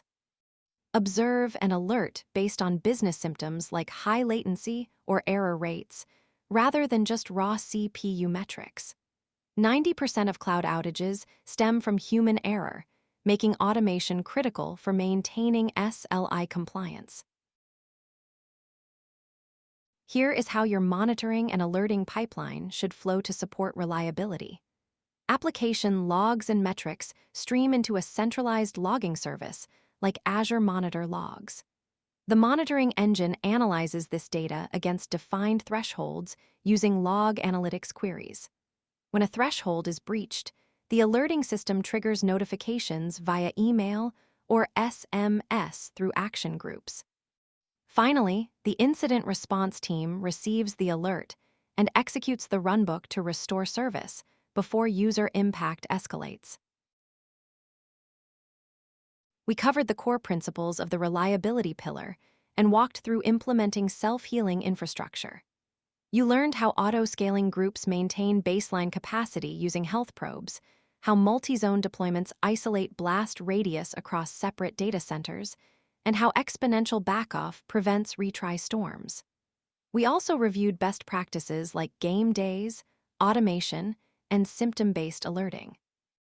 Master these concepts to design resilient cloud architectures that withstand unexpected failures and meet strict availability targets.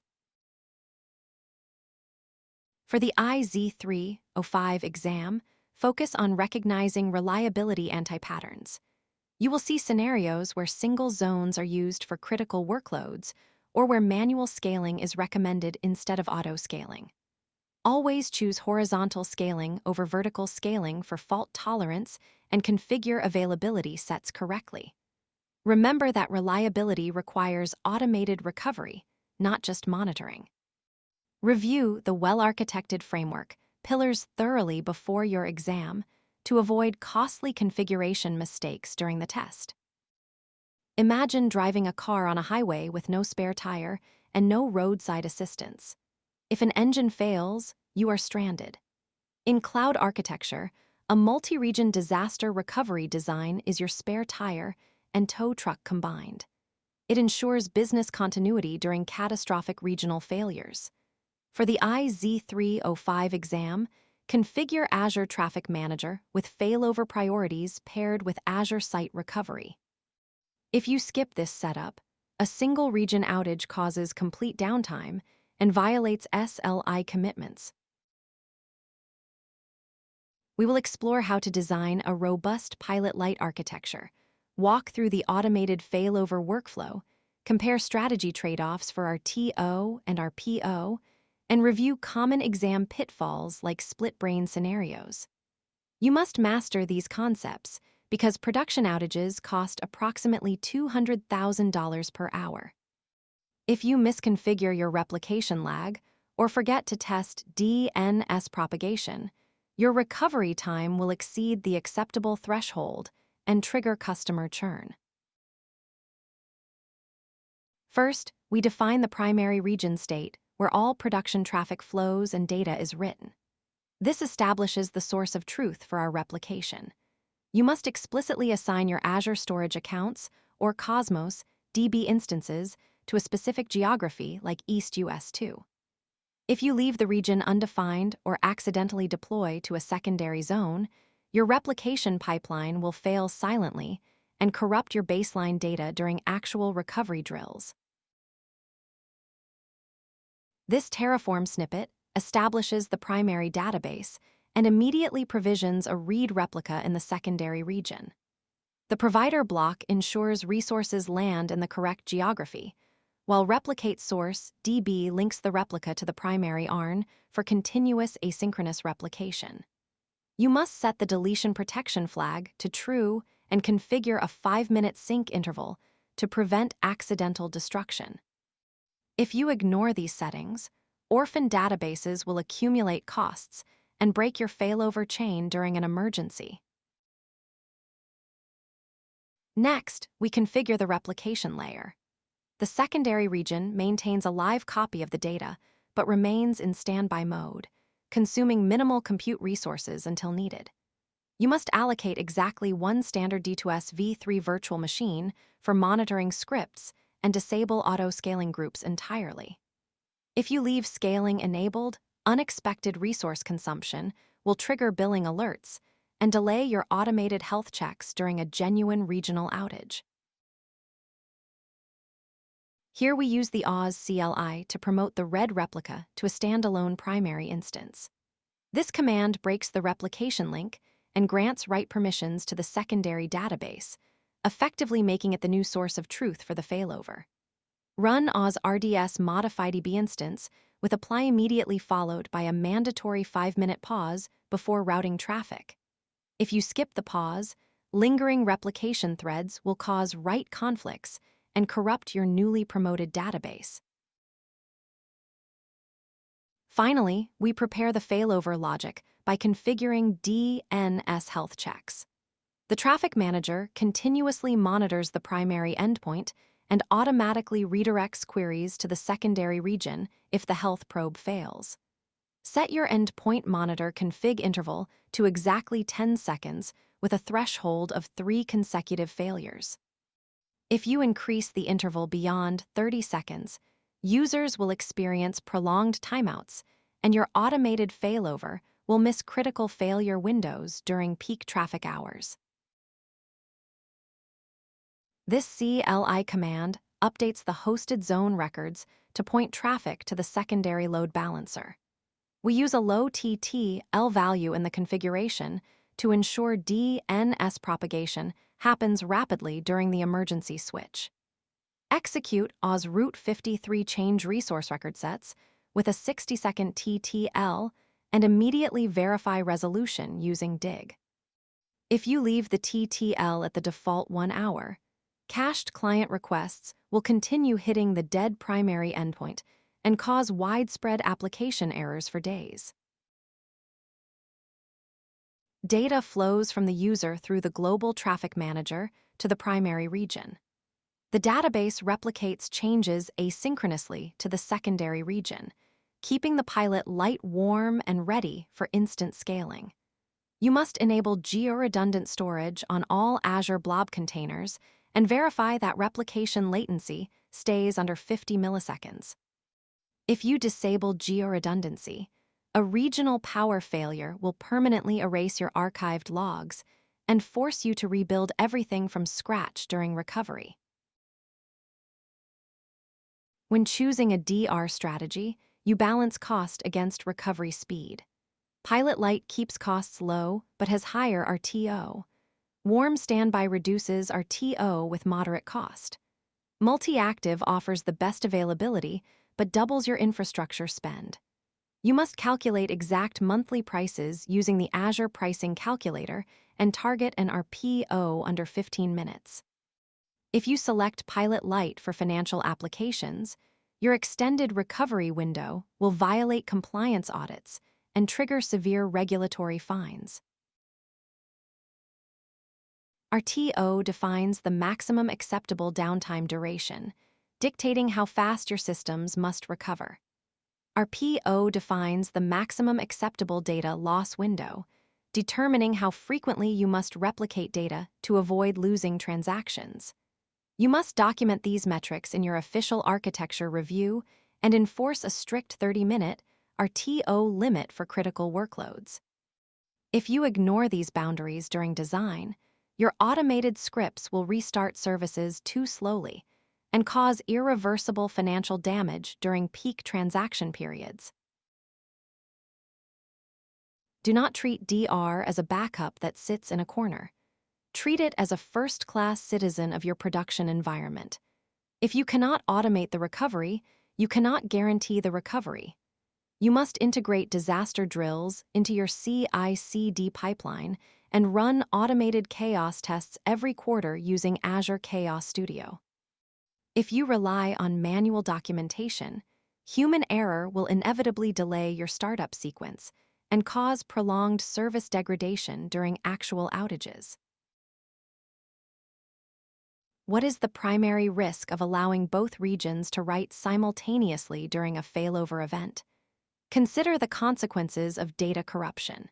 You must enforce strict read-only locks on the secondary region and verify that your application routing strictly disables write permissions before switching endpoints. If you accidentally enable dual writes, conflicting transactions will overwrite valid records and create irreversible split-brain scenarios that require complex manual reconciliation to fix. We covered the Pilot Light architecture with Terraform and CLI examples, compared DR strategies for trade-offs, and defined critical RTO and RPO metrics. Remember to practice game days and maintain configuration parity across regions. You must validate every ARM template deployment using AZ Group Deployment Validate and run monthly failover simulations to verify latency thresholds. If you skip validation checks, subtle configuration drift will silently break your replication links and cause unexpected service interruptions during critical business hours. For the AZ-305 exam, focus on identifying the correct DR strategy for a given scenario. Watch for keywords like zero data loss, which implies synchronous replication, and minimal cost, which points to pilot light. Always check for configuration drift in the options. You must memorize the exact Azure Service Health SLI percentages and practice calculating our PO values from provided latency tables. If you misread the requirement details, you will select an over-provisioned architecture that wastes budget and fails the certification objective entirely.